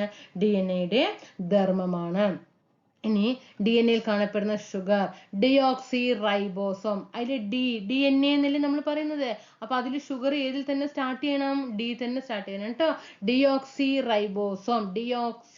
കാരണം പേരൊക്കെ മറക്കുകയെ. നമ്മൾ വേറെ 4 ഓപ്ഷൻ തരുന്ന സമയത്ത് ഇതിൽ ഏതാന്ന് ഓർമ്മ വരാനാണ് ഇത്ര പറഞ്ഞത്. DNA. D അല്ലേ പറയുന്നത്. അപ്പൊ ഡിയോക്സി റൈബോസോം ആണ് DNA-യിൽ കാണപ്പെടുന്ന ഷുഗർ. ഇനി DNA-യുടെ പിരിയൻ ഗോവണി മാതൃക കണ്ടുപിടിച്ചത് ആരാണ്? DNA-യുടെ പിരിയൻ ഗോവണി മാതൃക ജെയിംസ് വാട്സണും ഫ്രാൻസിസ് ക്രിക്കുമാണ്. ആരാണ്? ജെയിംസ് വാട്സണും ഫ്രാൻസിസ് ക്രിക്കുമാണ് DNA-യുടെ പിരിയൻ ഗോവണി മാതൃക കണ്ടുപിടിച്ചത്. ഇനി ഏതൊക്കെയാണ് DNA-യിൽ കാണപ്പെടുന്ന നൈട്രജൻ ബേസുകൾ എന്നും ചോദിക്കാറുണ്ട്. DNA-യിൽ കാണപ്പെടുന്ന നൈട്രജൻ ബേസുകളാണ് adenine, guanine, thymine, cytosine. Okay, ഇനി എന്താണ് RNA? എന്താണ് RNA? RNA-യിലെ ഷുഗർ ഏതാണ്? R-ൽ തന്നെ സ്റ്റാർട്ട് ചെയ്യണം കണ്ടോ, റൈബോസ്. DNA-യിലെ ഷുഗർ ഡിയോക്സി റൈബോസോമും. ഇവിടെ RNA-യിൽ ഇവിടെ ഡിയോക്സി എന്ന് പറയുമ്പോൾ ഇതും കൂടി നോക്കണം കേട്ടോ. റൈബോസോം എന്ന് ചോദിക്കും. ഓപ്ഷൻ വരുമ്പോൾ deoxy lysosome, deoxy lysozyme, ribosome അങ്ങനെയൊക്കെ തരും. അപ്പൊ ഇവിടെ ഡിയോക്സി റൈബോസോം ആണെന്നുള്ളത് നോട്ട് ചെയ്യണം. ഇനി എന്താണ് RNA? എന്താണ് RNA എന്ന് പറയുന്നത്? RNA-യിലെ ഷുഗർ ഏതാണ്? റൈബോസ് ആണ് കേട്ടോ. RNA-യിലെ ഷുഗർ റൈബോസ് ആണ്. എന്താണ് ധർമ്മം? മാംസ്യ സംശ്ലേഷണമാണ് RNA-യുടെ ധർമ്മം. ഇനി എന്തൊക്കെയാണ് നൈട്രജൻ ബേസുകൾ RNA-യിലുള്ളത്? Adenine, guanine, uracil, cytosine. RNA-യിൽ കാണപ്പെടുന്ന നൈട്രജൻ ബേസുകളാണ് അഡിനിൻ, ഗുവാനിൻ, യുറാസിൽ, സൈറ്റോസിൻ. അപ്പൊ അഡിനിനും ഗുവാനിനും സൈറ്റോസിനും ഇതിലുണ്ട് അല്ലെ. Adenine, guanine, cytosine. അപ്പൊ ഇതില് നമുക്ക് പഠിക്കേണ്ടത് ഈ മൂന്നുമാണ്. അപ്പോൾ എനിക്കും ഇത് ഇതേപോലെ തൈമിനാണോ യുറാസിനാണോ ആകെ കൺഫ്യൂഷൻ ആയിരുന്നു. നമ്മൾ 6 എന്നല്ലേ പഠിക്കുന്നത്. RNA-യിൽ കണ്ടോ, യുറാസിൽ കണ്ടോ, യുറാസിൽ. അപ്പൊ അത് കണക്ട് ചെയ്തു. RNA അപ്പൊ ഇതിൽ യുറാസിലാണ് RNA-യിൽ വരുന്നത്. അതേ അക്ഷരമുള്ളതിന് അതേ ഇതിൽ വരണം. ഇവിടെ ഏതാണ്? DNA-യിൽ തൈമീൻ ആണല്ലേ. DNA-യിൽ കാണപ്പെടുന്നത് തൈമീനും RNA-യിൽ കാണപ്പെടുന്നത് യുറാസിലുമാണ്. ഇനി എന്താണ് ജന്തുകോശം, എന്താണ് സസ്യകോശം? ജന്തുകോശം ഇത് പഠിക്കണം. ഇതും അതേപോലെ പഠിക്കാം. ജന്തുകോശത്തിൽ കാണപ്പെടുന്നത് ഏതൊക്കെയാണ്? മർമ്മമുണ്ട്, കോശദ്രവ്യമുണ്ട്, ഫേനമുണ്ട്, കോശസ്തരമുണ്ട്. അതേപോലെ തന്നെയാണ് മർമ്മമുണ്ട്, കോശദ്രവ്യമുണ്ട്, ഫേനമുണ്ട്, കോശസ്തരമുണ്ട്. ഇത് 4 ഇതാണ് കോമൺ ആണ് അല്ലെ. ഇനി ജന്തുകോശത്തിൽ ഇല്ലാത്തതാണ് സസ്യകോശത്തിലുള്ളതാണ് ഹരിതകവും കോശഭിത്തിയും. പ്രീവിയസ് ക്വസ്റ്റ്യൻ കോശഭിത്തി ചോദിക്കാറുണ്ട്. കോശഭിത്തിയും ഹരിതകവും സസ്യകോശത്തിൽ മാത്രമേ ഉള്ളൂ, ജന്തുകോശത്തിൽ ഇല്ല എന്ന് മനസ്സിലാക്കണം കേട്ടോ. ഇനി എന്താണ് ഏകകോശ ജീവികളും ബഹുകോശ ജീവികളും? ഒരു ജീവി എടുക്കുമ്പോൾ അതിൽ ഒരു കോശം മാത്രമാണ് ഉള്ളതെങ്കിൽ അതിനെ ഏകകോശ ജീവികളും, ഒന്നിൽ കൂടുതൽ കോശങ്ങൾ ഉണ്ടെങ്കിൽ അതിനെ എന്ത് പറയുന്നു? ബഹുകോശ ജീവികളും എന്ന് പറയുന്നു അല്ലെ. അത് ഏകകോശ ജീവികൾക്ക് ഉദാഹരണം അമീബ, പാരമീസിയം, യുഗ്ലീന, ബാക്ടീരിയ, ഇതൊക്കെ എന്താണ്? ഏകകോശ ജീവികൾക്ക് ഉദാഹരണമാണ്. ഇനി ഒരു ബഹുകോശ ജീവികൾ എടുക്കുമ്പോൾ അവിടെ ജന്തുക്കളും സസ്യങ്ങളും, ഓൾ പ്രീവിയസ് ക്വസ്റ്റ്യൻ ആണ്. ഓക്കെ, ബഹുകോശ ജീവികൾക്ക് ഉദാഹരണമാണ് ജന്തുക്കളും സസ്യങ്ങളും. ഏകകോശ ജീവികൾക്ക് അമീബ, പാരമീസിയം, യുഗ്ലീന, ബാക്ടീരിയ. ഇനി എന്താണ് മൈറ്റോകോൺട്രിയ? നമ്മൾ പഠിച്ചില്ല, ആ ഒരു ലിസ്റ്റ് പഠിച്ചിട്ടുണ്ടായിരുന്നു. അതിൽ മൈറ്റോകോൺട്രിയ പറയുന്നുണ്ട്. നമ്മുടെ കോശത്തിന്റെ പവർ ഹൗസ് എന്നറിയപ്പെടുന്നത്, കോശത്തിന്റെ പവർ ഹൗസ് എന്നറിയപ്പെടുന്നത് ഏതാണ്? മൈറ്റോകോൺട്രിയ ആണ്. ഇരട്ട സ്തരമുള്ള കോശാംഗമാണ് മൈറ്റോകോൺട്രിയയില്. എന്താണ്? ഒരു ഇരട്ട സ്തരമുള്ള കോശാംഗമാണ് ഏത്? മൈറ്റോകോൺട്രിയ. ഇരട്ട സ്തരമുള്ള കോശാംഗമാണ് മൈറ്റോകോൺട്രിയ. എന്തൊക്കെയാണ് മൈറ്റോകോൺട്രിയയുടെ ധർമ്മങ്ങള്? ATP നിർമ്മാണം, അതുപോലെ കോശശ്വസനം, ATP നിർമ്മാണം എന്നിവ മൈറ്റോകോൺട്രിയയുടെ ധർമ്മങ്ങളാണ്. ഇനി മൈറ്റോകോൺട്രിയയില് ഊർജം എങ്ങനെയാണ് നിർമ്മിക്കപ്പെടുന്നത് ചോദിച്ചാൽ അത് ATP തന്മാത്രാ രൂപത്തിലാണ്. ATP തന്മാത്രാ രൂപത്തിലാണ് മൈറ്റോകോൺട്രിയയില് ഊർജം നിർമ്മിക്കപ്പെടുന്നത്. അതായത് ഈ ATP തന്മാത്ര എന്ന് പറയുന്നത് എനർജി കറൻസി എന്നറിയപ്പെടുന്നു. പ്രീവിയസ് ക്വസ്റ്റ്യൻ ആണ്. എനർജി കറൻസി, കോശത്തിലെ എനർജി കറൻസി എന്നറിയപ്പെടുന്നത് ഏതാണെന്ന് ചോദിച്ചാൽ ATP തന്മാത്രയാണ്. അപ്പൊ എന്തൊക്കെ പഠിച്ചു മൈറ്റോകോൺട്രിയയില്? കോശത്തിന്റെ പവർ ഹൗസ് എന്നറിയപ്പെടുന്നത് മൈറ്റോകോൺട്രിയ. ഈ മൈറ്റോകോൺട്രിയ എന്ന് പറയുന്നത് ഇരട്ട സ്തരമുള്ള ഒരു കോശാംഗമാണ്. മൈറ്റോകോൺട്രിയയുടെ ധർമ്മമാണ് ATP നിർമ്മാണവും കോശശ്വസനവും. മൈറ്റോകോൺട്രിയയിൽ ഊർജ്ജം നിർമ്മിക്കപ്പെടുന്നത് ATP തന്മാത്രാ രൂപത്തിലാണ്. ATP തന്മാത്രയാണ് എനർജി കറൻസി എന്ന് അറിയുന്നത്. ഇനി കോശവിഭജനം. യുകാരിയോട്ടിക്കിലാണ് കോശവിഭജനം നടക്കുന്നത് അല്ലെ. കോശവിഭജനം യുകാരിയോട്ടിക്കിൽ. അതിലാണ് ക്രമഭംഗവും ഊനഭംഗവും. ഈ അടുത്ത് നടന്ന 2021, 22, 23 എക്സാം ഇങ്ങനെ ഇപ്പൊ നമ്മൾ സെലക്ട് ഇങ്ങനെ എന്താണ് രണ്ട് വിഷയങ്ങൾ ഒരേ ജീവദ്രവ്യം, കോശദ്രവ്യം, DNA, RNA ഇങ്ങനെ നമ്മൾ എന്താണ് രണ്ടും കൂടി ഒപ്പം പഠിച്ചു പോകുക. എന്താണ് അങ്ങനെ പഠിച്ചാലാണ് സ്റ്റേറ്റ്മെന്റ് ലെവൽ ക്വസ്റ്റ്യൻ വരുമ്പോൾ നമുക്ക് എന്ത് ചെയ്യും മനസ്സിലാവും. അപ്പൊ DNA പഠിച്ചതിന്റെ കുറെ കഴിഞ്ഞിട്ട് പിന്നെ RNA എടുക്കുമ്പോൾ എന്താണ് അവിടെ കൺഫ്യൂഷൻ വരും അല്ലെ. ഇങ്ങനെ നമ്മൾ എന്താണ് ഒപ്പം പഠിച്ചു പോകുമ്പോൾ അതിന്റെ ഒരു ഓർമ്മ കിട്ടും. അതിന് വേണ്ടിയിട്ടാണ് നമ്മൾ എന്ത് ചെയ്യുന്നത് ഒപ്പം ഇതാക്കിയിട്ട് തന്നിരിക്കുന്നത് കേട്ടോ. ഇതെന്നാണ് ഇങ്ങനെയുള്ള വരുന്നത് എന്നാണ് എന്ത് ചെയ്യുന്നത് ഇവർ സ്റ്റേറ്റ്മെന്റ് ലെവലിൽ തിരിച്ചും മറിച്ചും ചോദിക്കുന്നത്. അപ്പൊ നമ്മളവിടെ വില്ലിങ് ആയിരിക്കണം. ഇനി ക്രമഭംഗവും ഊനഭംഗവും. കോശവിഭജനം എവിടെയാണ്? യുകാരിയോട്ടിക്കിൽ കേട്ടോ. ഇനി എന്തൊക്കെയാണ് ക്രമഭംഗം? ഇതൊക്കെ ചോദിച്ചതാണ് കേട്ടോ.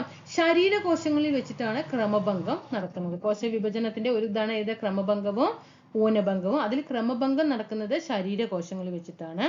ഈ കോശവിഭജനം നടക്കുന്ന സമയത്ത് 2 പുത്രികാ കോശങ്ങളാണ് ഉണ്ടാകുന്നത്. എത്രയാണ്? 2 പുത്രികാ കോശങ്ങളാണ് ഉണ്ടാകുന്നത്. ഇവിടെ ഏതായിരിക്കും ഊനഭംഗത്തില്? പ്രത്യുൽപാദന കോശങ്ങളിൽ വെച്ചിട്ടാണ് ഊനഭംഗം നടക്കുന്നത്. എന്താണ്? പ്രത്യുൽപാദന കോശങ്ങളിൽ വെച്ചിട്ടാണ്. അതായത് ബീജോൽപാദക കോശങ്ങളിൽ, പ്രത്യുൽപാദന കോശങ്ങളിൽ വെച്ചിട്ടും അല്ലെങ്കിൽ ബീജോൽപാദക കോശങ്ങളൊക്കെ വെച്ചിട്ടാണ് ഇത് നടക്കുന്നത്? ഊനഭംഗം നടക്കുന്നത്. ഈ കോശവിഭജനം നടക്കുമ്പോൾ എത്ര പുത്രികാ കോശങ്ങൾ ഉണ്ടാകുന്നുണ്ട്? ഇവിടെ 4 എണ്ണം കേട്ടോ. ക്രമഭംഗത്തിൽ എത്ര പുത്രികാ കോശങ്ങളാണ്? 2 എണ്ണമാണ്. ഊനഭംഗമാകുമ്പോൾ അവിടെ 4. ഇനി ഈ ക്രമഭംഗത്തില് കോശവിഭജനം നടക്കുന്ന 2 ഘട്ടങ്ങളാണ്. ഒന്ന് കാരിയോകൈനസിസും 2 സൈറ്റോകൈനസിസും. കാരിയോകൈനസിസും സൈറ്റോകൈനസിസും നടക്കുന്ന 2 ഘട്ടം ഏതിലാണ്? ക്രമഭംഗത്തിൽ നടക്കുന്ന കോശവിഭജനത്തിന്റെ 2 ഘട്ടമാണ്. ഇതിൽ കാരിയോകൈനസിസിൽ നടക്കുന്നത് ന്യൂക്ലിയസിന്റെ വിഭജനവും സൈറ്റോകൈനസിസിൽ നടക്കുന്നത് കോശദ്രവ്യത്തിന്റെ വിഭജനവുമാണ്. ഈ കാരിയോകൈനസിസിന്റെ 4 ഘട്ടങ്ങളുണ്ട്. Prophase, metaphase, anaphase, telophase. ഏതൊരു കൺഫ്യൂഷൻ വരുന്ന ഏരിയ ആണല്ലേ. സയൻസ് ഒക്കെ അറിയാവുന്നവർക്കൊക്കെ ഓക്കെ ഇതൊക്കെ അതുകൊണ്ടാണ് ഞാൻ ഇങ്ങനെ ഇത്രയും ഓർഡർ ആക്കി ഞാൻ ഇത് എന്ത് ചെയ്തിട്ട് നോട്ടിൽ എഴുതിയിട്ട് ഞാൻ റെഡി ആക്കിയിട്ടുണ്ട്. അതാണ് നിങ്ങൾക്ക് തരുന്നത്. ഓക്കെ, അപ്പൊ എനിക്ക് തോന്നി ഇങ്ങനെ എഴുതിയിട്ട് പഠിക്കുമ്പോൾ ഇപ്പൊ ക്രമഭംഗം പഠിച്ചു, പിന്നെ കുറെ കഴിഞ്ഞിട്ട് ഊനഭംഗം പഠിച്ചു, പിന്നെ ജീവദ്രവ്യം പഠിച്ചു, പിന്നെ കോശദ്രവ്യം കുറെ പഠിച്ചു, പിന്നെ DNA. ഇത് പഠിക്കുമ്പോൾ ലാസ്റ്റ് DNA ഇല്ല, RNA ഇല്ല, ഏതും ഇല്ല. അപ്പൊ എന്ത് ചെയ്തു? ഇങ്ങനെ ക്രോഡീകരിച്ചിട്ട് ചെയ്തപ്പോൾ നമ്മൾ ഇടയ്ക്കൊന്ന് റിവിഷൻ ചെയ്തു പോയാൽ മതി. അപ്പൊ നമുക്ക് ഓർമ്മ കിട്ടും. കാരിയോകൈനസിന്റെ 4 ഘട്ടങ്ങളാണ്. Prophase, metaphase, anaphase, telophase. ഇനി നമുക്ക് ഊനഭംഗം. ഇതൊക്കെ ചോദിച്ചാണ് കേട്ടോ. ക്രമഭംഗം ശരീരകോശങ്ങളിൽ വെച്ച് നടക്കുമ്പോൾ, ഊനഭംഗം പ്രത്യുൽപാദന കോശങ്ങളിൽ വെച്ച് നടക്കുന്നു. 2 പുത്രികാ കോശങ്ങൾ ഉണ്ടാകുമ്പോൾ ഊനഭംഗത്തിൽ 4 പുത്രികാ കോശങ്ങൾ ഉണ്ടാകുന്നു. ഇനി ഊനഭംഗം 1ഉം ഊനഭംഗം 2ഉം ഉണ്ട്. ഓക്കെ, 2 ഘട്ടങ്ങളുണ്ട്. അതിൽ ഊനഭംഗം 1ല് ക്രോമസോം സംഖ്യ പകുതിയാകുകയാണ്. അതായത് ഊനഭംഗം 1 കോശ വിഭജനം നടക്കുന്ന സമയത്ത് ക്രോമസോം സംഖ്യ, ഇതൊക്കെ SCERT കേട്ടോ, പകുതിയാകുകയാണ് കേട്ടോ. ഇവിടെയൊക്കെ ഇരട്ടിയാകുന്നു എന്നൊക്കെ വരും. ക്രോമസോം സംഖ്യ പകുതി ആകുന്നു. അതായത് 46 എന്നുള്ളത് എത്രയാകും? 23 മാറുകയാണ്. ഓക്കെ, ഇവിടെ ഉണ്ട്. 23 ക്രോമസോമുകൾ വീതമുള്ള 2 പുത്രികാ കോശങ്ങൾ ഉണ്ടാകുന്നു. 23 ക്രോമസോമുകൾ വീതമുള്ള 2 പുത്രികാ കോശങ്ങൾ ഉണ്ടാകുന്നു. ഓക്കെ, ഇവിടെ 2 ആയി. ഇനി ഊനഭംഗം നടക്കുകയാണ്. ഊനഭംഗം 2 ഓരോ പുത്രികാ കോശവും വീണ്ടും വിഭജിക്കുകയാണ്. അതായത് 2 ഓരോ പുത്രികാ കോശവും എന്ത് ചെയ്യണം? വീണ്ടും വിഭജിക്കുകയാണ്. ഓക്കെ, ഇനി ഇത് ക്രമഭംഗത്തിന് സമാനമാണ്. ഈ ഓരോ പുത്രികാ കോശവും വീണ്ടും വിഭജിക്കുമ്പോൾ അവിടെ എന്താ സംഭവിക്കുന്നത്? ക്രമഭംഗത്തിന് സമാനമാണ്. എത്രയാണ് അപ്പോൾ അവിടെ പുത്രികാ കോശങ്ങൾ? 2 വീണ്ടും 2. അങ്ങനെയാണ് 4 പുത്രികാ കോശങ്ങൾ ഉണ്ടാകുന്നത്. ക്രോമസോം സംഖ്യയ്ക്ക്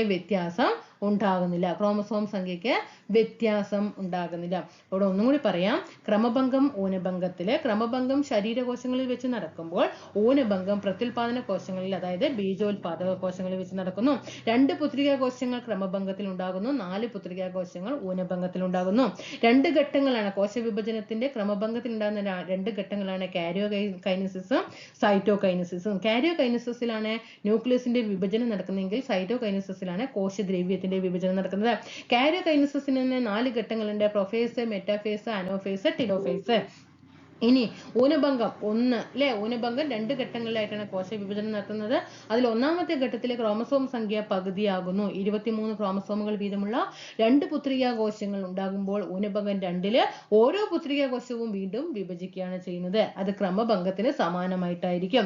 ഇനി ക്രോമസോം സംഖ്യയ്ക്ക് എന്ത് ചെയ്യുന്നുണ്ടായില്ല? വ്യത്യാസം ഉണ്ടാകുന്നില്ല. പഠിക്കണം, ക്രോമസോം സംഖ്യയ്ക്ക് മാറ്റം വരുന്നില്ല, മാറ്റം വരുന്നു എന്നൊക്കെ സ്റ്റേറ്റ്മെന്റ് വരും. ക്രോമസോം സംഖ്യയ്ക്ക് അവിടെ എന്ത് സംഭവിക്കുന്നില്ല? ഒരു വ്യത്യാസം ഉണ്ടാകുന്നില്ല. ഇനി പ്രൊഫേസ് അല്ലെ, കാരിയോകൈനസിന്റെ നമ്മൾ പറഞ്ഞു 4 ഘട്ടങ്ങൾ ഉണ്ട് എന്ന് പറഞ്ഞു. പ്രൊഫേസ്, മെറ്റാഫേസ്, അനാഫേസ്, ടിലോഫേസ് എന്ന് പറഞ്ഞു. ഇനി ഈ പ്രൊഫേസിൽ എന്തൊക്കെയാണ് കാണപ്പെടുന്നത്? പ്രൊഫേസില് ക്രോമാറ്റിൻ ജാലിക, മർമ്മകം, ന്യൂക്ലിയസ്, സെൻട്രിയോളുകൾ, കീലതന്തുക്കൾ, ക്രോമസോം ഇതൊക്കെ കാണപ്പെടുന്നത് ഏതിലാണ്? പ്രൊഫേസിലാണ്. മെറ്റാഫേസിലാണ് കീലതന്തുക്കൾ, സെൻട്രോമിയർ, കീലതന്തുക്കൾ അതിൽ പൊതുവായിട്ടുണ്ട്. കീലതന്തുക്കൾ ഓക്കെ, 2 വന്നു അല്ലെ. സെൻട്രോമിയർ, കീലതന്തുക്കളും സെൻട്രോമിയറുമാണ് ഇതിലെ മെറ്റാഫേസിൽ കാണപ്പെടുന്നത്. അനാഫേസ്, ആനയല്ല കേട്ടോ, അനാഫേസിലാണ് പുത്രികാ ക്രോമസോമുകൾ കാണപ്പെടുന്നത്. ടിലോഫേസിലാണ് പുത്രികാ ന്യൂക്ലിയസ്. 2 മാറരുത്. ഇവിടെ പുത്രികാ ക്രോമസോമാണ്, ഇവിടെ പുത്രികാ ന്യൂക്ലിയസ് ആണ് കാണപ്പെടുന്നത്. ഇത് നിങ്ങൾ ഇപ്പൊ ഇതൊക്കെ പഠിക്കുമ്പോൾ ഇത്രയും വായിച്ചു നോക്കണല്ലേ. അപ്പൊ ചെറുതൊക്കെ ആദ്യം പഠിച്ചു വെക്കുക കേട്ടോ.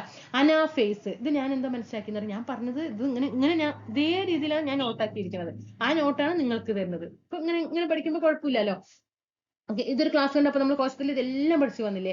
പുത്രികാ ക്രോമസോം, ഒരു പുത്രി, ഒരു പെൺകുട്ടി, എന്താണ് ഒരു ഇങ്ങനെ ഞാൻ പറയാ, ഒരു കുട്ടിക്ക് ഒരു ജനനം നടക്കുമ്പോൾ അവിടെ ക്രോമസോമുകളിൽ വരുന്ന അല്ലെ മാറ്റം, അതിന്റെയൊക്കെ ഒരു പ്രവർത്തനമാണല്ലോ DNA യുടെ അല്ലെ. അപ്പോ ഒരു പുത്രി ഉണ്ടാകുന്ന ക്രോമസോം. അനു എന്ന പെൺകുട്ടി അനാഫേസ്. കണ്ടോ? അനു, ഇത് നമ്മൾ ഇപ്പൊ പഠിച്ചു പോയിട്ട് എക്സാം ഫേസ് ആകുമ്പോൾ അവിടെ ടിലോയാണോ മെറ്റയാണോ ഒക്കെ ഓർമ്മ വരും. അപ്പൊ അനു കണ്ടോ, അനു പറയുമ്പോ ഒരു പെൺകുട്ടിയല്ലേ. ഓക്കെ, അപ്പൊ പുത്രിക കണ്ടോ, അനു പുത്രിക. ക്രോമസോം, ഒരു കുട്ടി ഉണ്ടാകുന്ന ഘട്ടങ്ങൾ ക്രോമസോം അല്ലേ. ഓക്കെ, ഇനി ടിലോഫേസ് പഠിക്കുക. പുത്രിക ന്യൂക്ലിയസ് ആണ്, ടിലോഫേസ് ആണ് പുത്രിക ന്യൂക്ലിയസ്. അപ്പൊ 2 പഠിച്ചില്ലേ. ഇനി മെറ്റാഫേസിക്ക് വരിക.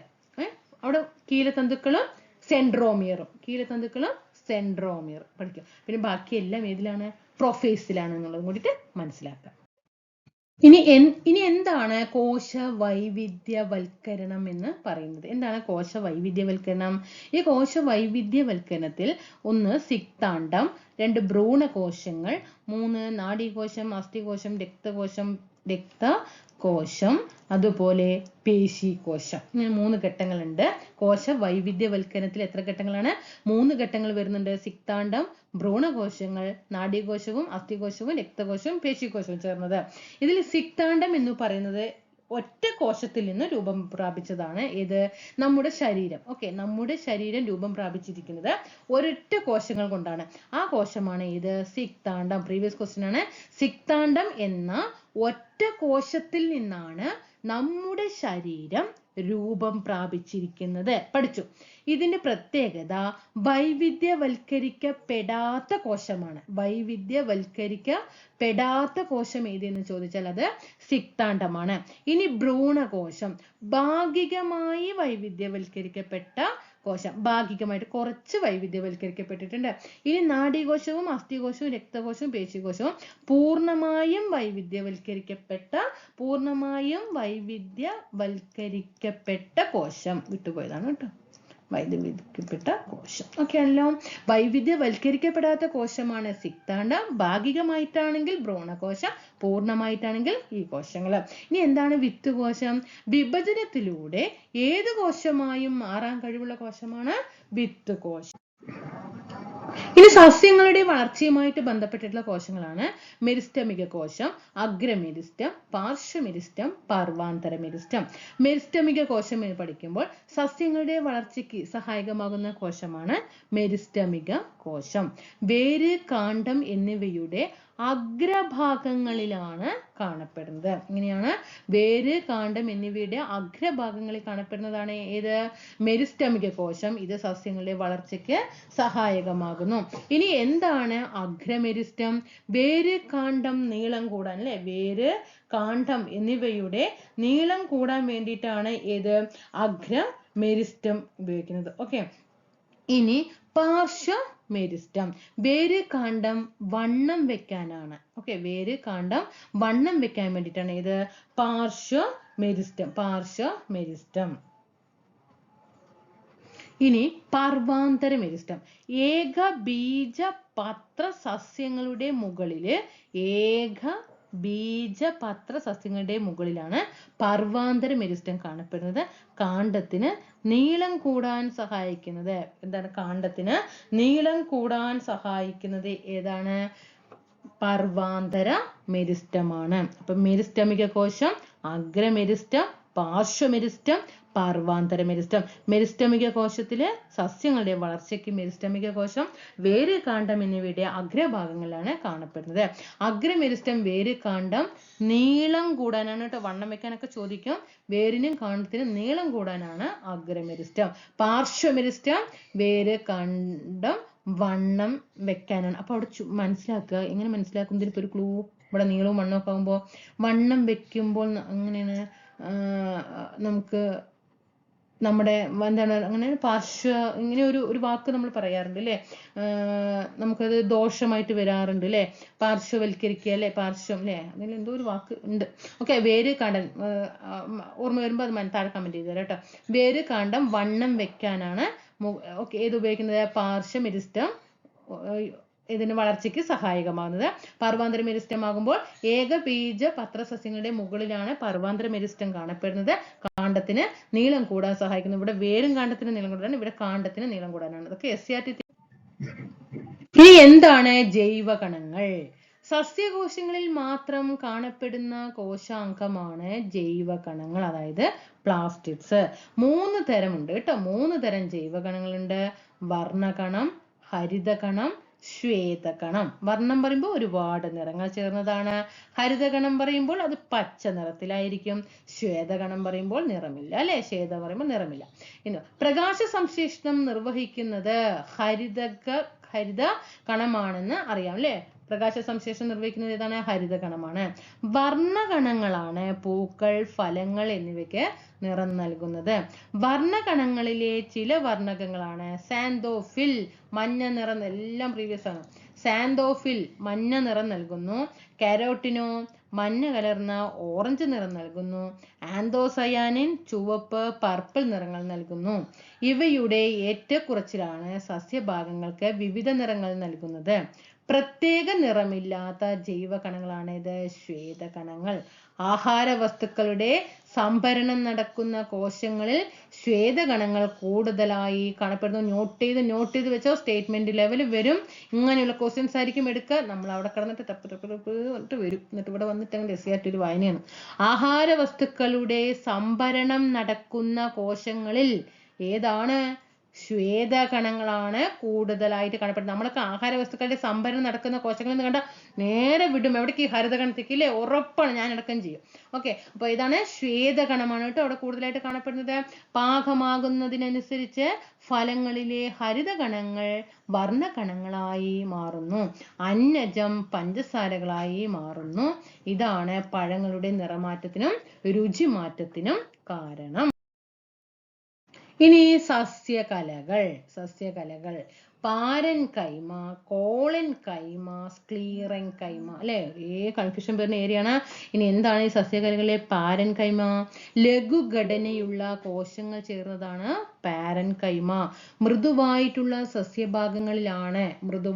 സസ്യഭാഗങ്ങളാണ് പാരൻ കൈമ. കണ്ടില്ലേ, മൃദുവായിട്ടില്ലേ, സോഫ്റ്റ് ആയിട്ട് ഇരിക്കുന്നവർക്കാണ് പാരവെപ്പ് വരുള്ളൂ അല്ലെ? അല്ലേ? അതിൽ ശരിയല്ലേ? മൃദുവായ സസ്യഭാഗങ്ങളാണ് പാരൻ കൈമ. പ്രകാശ സംശ്ലേഷണത്തിനും ആഹാര സമ്പന്നത്തിനും സഹായിക്കുന്നത്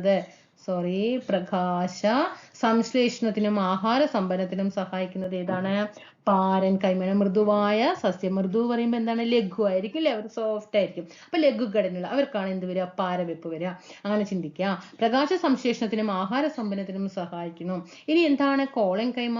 കോശഭിത്തിയുടെ മൂലകളിൽ കട്ടികൂടി സസ്യഭാഗങ്ങളിൽ, മൂലകളിലാണ്, എല്ലാവിടെയും ഇല്ല, മൂലകളിൽ മാത്രമാണ് കട്ടികൂടിയിട്ട് സസ്യഭാഗങ്ങൾക്ക് വഴക്കവും താങ്ങും നൽകുന്നത്. സ്ക്ലീറൻ കൈമ കോശഭിത്തിയുടെ എല്ലാ ഭാഗത്തും ഒരേപോലെ കട്ടികൂടിയ തരം കോശങ്ങൾക്കാണ് താങ്ങും ബലവും നൽകുന്നു. ഇവിടെ താങ്ങും വഴക്കവും നൽകുന്നു. കോളൻ കൈമ. ഇനി എന്താണ് സംവഹന കലകൾ? Vascular tissues. സസ്യങ്ങളില് വേര് ആഗിരണം ചെയ്യുന്ന സംവഹന കലകള്. ഓക്കെ, എന്താണ്? സസ്യങ്ങളിൽ വേര് ആഗിരണം ചെയ്യുന്ന ജലവും ലവണങ്ങളും ഇലകളിലേക്കും ഇലകളിൽ നിന്ന് നിർമ്മിക്കപ്പെടുന്ന ആഹാരം വിവിധ ഭാഗങ്ങളിലേക്കും സംവഹനം ചെയ്യേണ്ടതുണ്ട് അല്ലെ? ഈ ധർമ്മം നിർവഹിക്കുന്നതിന് അനുയോജ്യമായ കോശങ്ങൾ ചേർന്ന് രൂപപ്പെട്ട പ്രത്യേകതരം കലകളാണ് സംവഹന കലകൾ. പലതരം കോശങ്ങൾ ചേർന്ന് രൂപപ്പെട്ടവയാകയാൽ ഇവയെ സങ്കീർണ കലകൾ എന്നും അറിയപ്പെടുന്നു. അപ്പൊ സങ്കീർണ കലകൾ എന്നറിയപ്പെടുന്നത് ഏതാണ്? സംവഹന കലകളാണ്. സസ്യങ്ങളിൽ രണ്ടു തരം സങ്കീർണ കലകളാണ്, സൈലവും ഫ്ലോയവും. അപ്പൊ സങ്കീർണ കലകൾക്ക് ഉദാഹരണം ഏത് എന്ന് ചോദിച്ചാൽ അവിടെ പാരൻ കൈമ, കോളൻ കൈമ, സ്ക്ലീറൻ കൈമ, സൈലം, ഫ്ലോയം ഒക്കെ തരും. സങ്കീർണ കലകൾക്ക് ഉദാഹരണം അല്ലെങ്കിൽ സംവഹന കലകൾക്ക് ഉദാഹരണമാണ് സൈലവും ഫ്ലോയവും. എന്താണ് സൈലം? നീണ്ട കോശങ്ങൾ ചേർന്ന് കുഴലുകളായി രൂപപ്പെട്ടിരിക്കുന്നു. വേര് ആഗിരണം ചെയ്യുന്ന ജലവും ലവണങ്ങളും ഇലകളിലേക്ക് എത്തിക്കുന്നു. ദൃഢമായ കോശഭിത്തിയുള്ള കോശങ്ങളായതിനാൽ സസ്യങ്ങൾക്ക് താങ്ങും ബലവും നൽകുന്നു. ഇനി എന്താണ് ഫ്ലോയം? കുഴലുകളായി രൂപപ്പെട്ട പരസ്പര ബന്ധിത കോശങ്ങൾ ചേർന്നതാണ്. ഇലകളിൽ തയ്യാറാക്കിയ ആഹാരം സസ്യത്തിന്റെ വിവിധ ഭാഗങ്ങളിലേക്ക് എത്തിക്കുന്നു. ഇവിടെ സൈലം എന്ന് പറയുമ്പോൾ ഇപ്പൊ ഒരു എന്താ പറയുക, ഇങ്ങനെ വേര് അല്ലെ? ഈ വേര് എന്ത് ചെയ്യാണ്? ആഗിരണം ചെയ്യില്ലേ? ഭൂമിക്കടിയിൽ നിന്ന് ജലവും ലവണങ്ങളൊക്കെ ആഗിരണം ചെയ്തിട്ട് എവിടേക്കാണ്? മേലെയുള്ള എല്ലാ ഭാഗങ്ങളിലേക്കും എന്ത് ചെയ്യും? എല്ലാ ഭാഗങ്ങളിലേക്കും ജലവും ലവണങ്ങളൊക്കെ എത്തിക്കും. പക്ഷേ ഫ്ലോയം എന്ത് ചെയ്യാണ്? ഈ ഇലകളിൽ വെച്ച് ആഹാരം പാകം ചെയ്തിട്ട് അത് ഫുള്ളും താഴേക്ക്. നമ്മൾ ഫ്ലോ പറയുമ്പോൾ എന്താ പറയാ? ഫ്ലോയം. ഞാൻ അങ്ങനെ മനസ്സിലാക്കിയിട്ട്, എനിക്ക് സൈലും ഫ്ലോയും ഒക്കെ എപ്പോഴും കൺഫ്യൂഷൻ ആണ്. അപ്പൊ ഫ്ലോ എന്ത് ചെയ്യും? ഫ്ലോ പറഞ്ഞാൽ ഒഴുകുകയല്ലേ? മേലിൽ നിന്നും നല്ല ഫ്ലോ ആണ് അല്ലേ പറയും. എന്ത് പറയും? കുന്നിന്റെ മേലിൽ നിന്നൊക്കെ താഴോട്ട് ഇങ്ങനെ ഒഴുകിക്കൊണ്ടിരിക്കും അല്ലേ? നല്ല ഫ്ലോ ആണ് പറയും. അപ്പോൾ ഫ്ലോയം പറയുമ്പോൾ എന്താണ്? ഇലകളിൽ നിന്ന് താഴോട്ടാണ് വരുന്നത് അല്ലെ? ഇലകളിൽ നിന്ന് താഴോട്ടാണ് എവിടേക്ക് വരുന്നത്? ഫ്ലോയം വരുന്നത്. സൈലമോ എന്താണ്? താഴെ നിന്ന് മേലോട്ടാണ്. അങ്ങനെ മനസ്സിലാക്കുക. ഇതിലൊക്കെ നിങ്ങൾക്ക് നല്ല എക്സ്പെർട്ട് ആയിട്ടുള്ള ആൾക്കാരായിരിക്കും അല്ലേ? അപ്പൊ സൈലവും ഫ്ലോയവും എന്തിന് ഉദാഹരണമാണ്? സങ്കീർണ കലകൾക്ക് ഉദാഹരണമാണ്. ഇനി ജന്തുകലകൾക്ക് ഉദാഹരണമാണ് ആവരണകല, പേശികല, നാഡീകല, യോജകകല. ഇതൊക്കെ ജന്തുകലകൾക്ക് ഉദാഹരണമാണ്. എന്താണ് ആവരണം? ആവരണം നിന്ന് മനസ്സിലാക്കാം. ശരീരത്തെ പൊതിഞ്ഞ് സംരക്ഷിക്കുന്നു. അന്നപഥത്തിന്റെ ഉൽപ്പത്തിയെ ആവരണം ചെയ്യുന്നു. സംരക്ഷണം, ആഗിരണം, സ്രവങ്ങളുടെ ഉൽപാദനം എന്നീ ധർമ്മങ്ങള് നിർവഹിക്കുന്നത് ആരാണ്? ആവരണകലയാണ്. ഇനി എന്താണ് നാഡീകല? ചോദിച്ചിട്ടുണ്ട്. ഇതൊക്കെ പ്രീവിയസ് ആണ്. ശാരീരിക പ്രവർത്തനങ്ങൾ നിയന്ത്രിക്കുകയും ഏകോപിപ്പിക്കുകയും ചെയ്യുന്നത്. ഈ അടുത്ത് നടന്ന എക്സാമിനിടക്ക് ഇത് ചോദിച്ചിട്ടുണ്ട്. ശാരീരിക പ്രവർത്തനങ്ങൾ നിയന്ത്രിക്കുകയും ഏകോപിപ്പിക്കുകയും ചെയ്യുന്നത് നാഡീകലയാണ്. ശരീരത്തിനകത്തും പുറത്തും ഉണ്ടാകുന്ന മാറ്റങ്ങൾ തിരിച്ചറിഞ്ഞ് പ്രതികരിക്കാൻ സഹായിക്കുന്നു. ഇനി എന്താണ് പേശികല? സങ്കോചിക്കാനും പൂർവസ്ഥിതി പ്രാപിക്കാനും കഴിവുള്ള കോശങ്ങളാണ് പേശികളിൽ അടങ്ങിയിരിക്കുന്നത്. ശരീരത്തിന്റെ ചലനം സാധ്യമാക്കുന്നത് പേശികല. ഇനി യോജക കലകൾ. മറ്റു കലകളെ പരസ്പരം ബന്ധിപ്പിക്കുകയോ അവയ്ക്ക് താങ്ങായി വർത്തിക്കുകയോ ചെയ്യുന്നു. അസ്ഥി, തരുണാസ്ഥി, നാരുകല, രക്തം തുടങ്ങിയവ വിവിധ യോജക കലകൾ ചോദിച്ചിട്ടുണ്ട്. യോജക കലകൾക്ക് ഉദാഹരണം ഏതെന്ന് ചോദിച്ചിട്ടുണ്ട്. അസ്ഥി, തരുണാസ്ഥി, നാരുകല, രക്തം തുടങ്ങിയവ യോജക കലകൾക്ക് ഉദാഹരണമാണ്. അസ്ഥിയും തരുണാസ്ഥിയും ശരീരത്തിന് താങ്ങും സംരക്ഷണവും ആകൃതിയും നൽകുന്നു. നാരുകല അതായത് ഫൈബ്രസ് ടിഷ്യൂസ് അല്ലെ, അതെന്ത് ചെയ്യുന്നു? ഇതര കലകളെ ബന്ധിപ്പിക്കുന്നു. പദാർത്ഥ സംവഹനം, രോഗപ്രതിരോധം മുതലായ ധർമ്മങ്ങൾ രക്തം നിർവഹിക്കുന്നു. ഓക്കെ, ഇവിടെ പറഞ്ഞത് അസ്ഥിയും തരുണാസ്ഥിയും ഈ രണ്ട് യോജക കലകൾ എന്ത് ചെയ്യാണ്? ശരീരത്തിന് അസ്ഥിയും തരുണാസ്ഥിയും താങ്ങും സംരക്ഷണവും ആകൃതി നൽകുമ്പോൾ അടുത്ത നാരുകല എന്ത് തരുന്നു? ഇതര കലകളെ ബന്ധിപ്പിക്കുന്നു. അടുത്ത രക്തം എന്ത് ചെയ്യുന്നു? പദാർത്ഥ സംവഹനം, രോഗപ്രതിരോധം മുതലായ ധർമ്മങ്ങൾ രക്തം നിർവഹിക്കുന്നു. അപ്പൊ തീർച്ചയായിട്ടും കൂട്ടുകാരെ ക്ലാസ്സുകൾ ഇഷ്ടപ്പെടുകയാണെങ്കിൽ ഒന്ന് ലൈക്ക് ചെയ്ത് കൂട്ടുകാർക്കൊക്കെ ഒന്ന് ഷെയർ ചെയ്യണം കേട്ടോ. തീർച്ചയായിട്ടും സബ്സ്ക്രൈബ് ചെയ്യാതെ കാണുന്നുണ്ടെങ്കിൽ ഒന്ന് സബ്സ്ക്രൈബ് ചെയ്തിട്ട് സപ്പോർട്ട് ചെയ്യണേ. ആ ബെൽ ബട്ടൺ കൂടിയിട്ട് എന്ത് ചെയ്യുക? ഒന്ന് എനേബിൾ ചെയ്തിടുക. എന്നാൽ ഞാൻ ക്ലാസ് ഇടുന്ന സമയത്ത് അപ്പം തന്നെ നോട്ടിഫിക്കേഷൻ വരും. ദയവായിട്ട് ഒന്ന് സബ്സ്ക്രൈബ് ചെയ്ത് സപ്പോർട്ട് ചെയ്യണം കേട്ടോ. തീർച്ചയായിട്ടും താഴെ പറയുന്ന ക്ലാസ്സിനെ കുറിച്ചിട്ട് അഭിപ്രായം ഒന്ന് താഴെ കമന്റ് ചെയ്യണം. എന്തെങ്കിലും മനസ്സിലാക്കാനും ഇപ്പം ബയോളജി ക്ലാസ് നമ്മൾ തന്നല്ലോ, ഓരോന്നും വ്യക്തമായിട്ട് പഠിച്ച് ഓർഡറായിട്ട് ചെയ്തു പോയല്ലോ, അതേപോലെ തന്നെ മതിയെങ്കിൽ തീർച്ചയായിട്ടും താഴെ കമന്റ് ചെയ്യണം. ഓക്കെ, അപ്പൊ എല്ലാവർക്കും എന്ത് ചെയ്യാം? ക്ലാസ്സുകൾ നല്ല രീതിയിൽ പ്രയോജനപ്പെടുത്തുക. 2024 നമ്മുടെ വർഷമാക്കി മാറ്റണം നിങ്ങളും ഞാനും. ഓക്കെ, എന്നിട്ട് നമ്മളൊരു കണ്ടുമുട്ടലുണ്ട് കേട്ടോ. ഓക്കെ, അപ്പൊ അടുത്ത ക്ലാസ്സിൽ വീണ്ടും കാണാം. Thank you.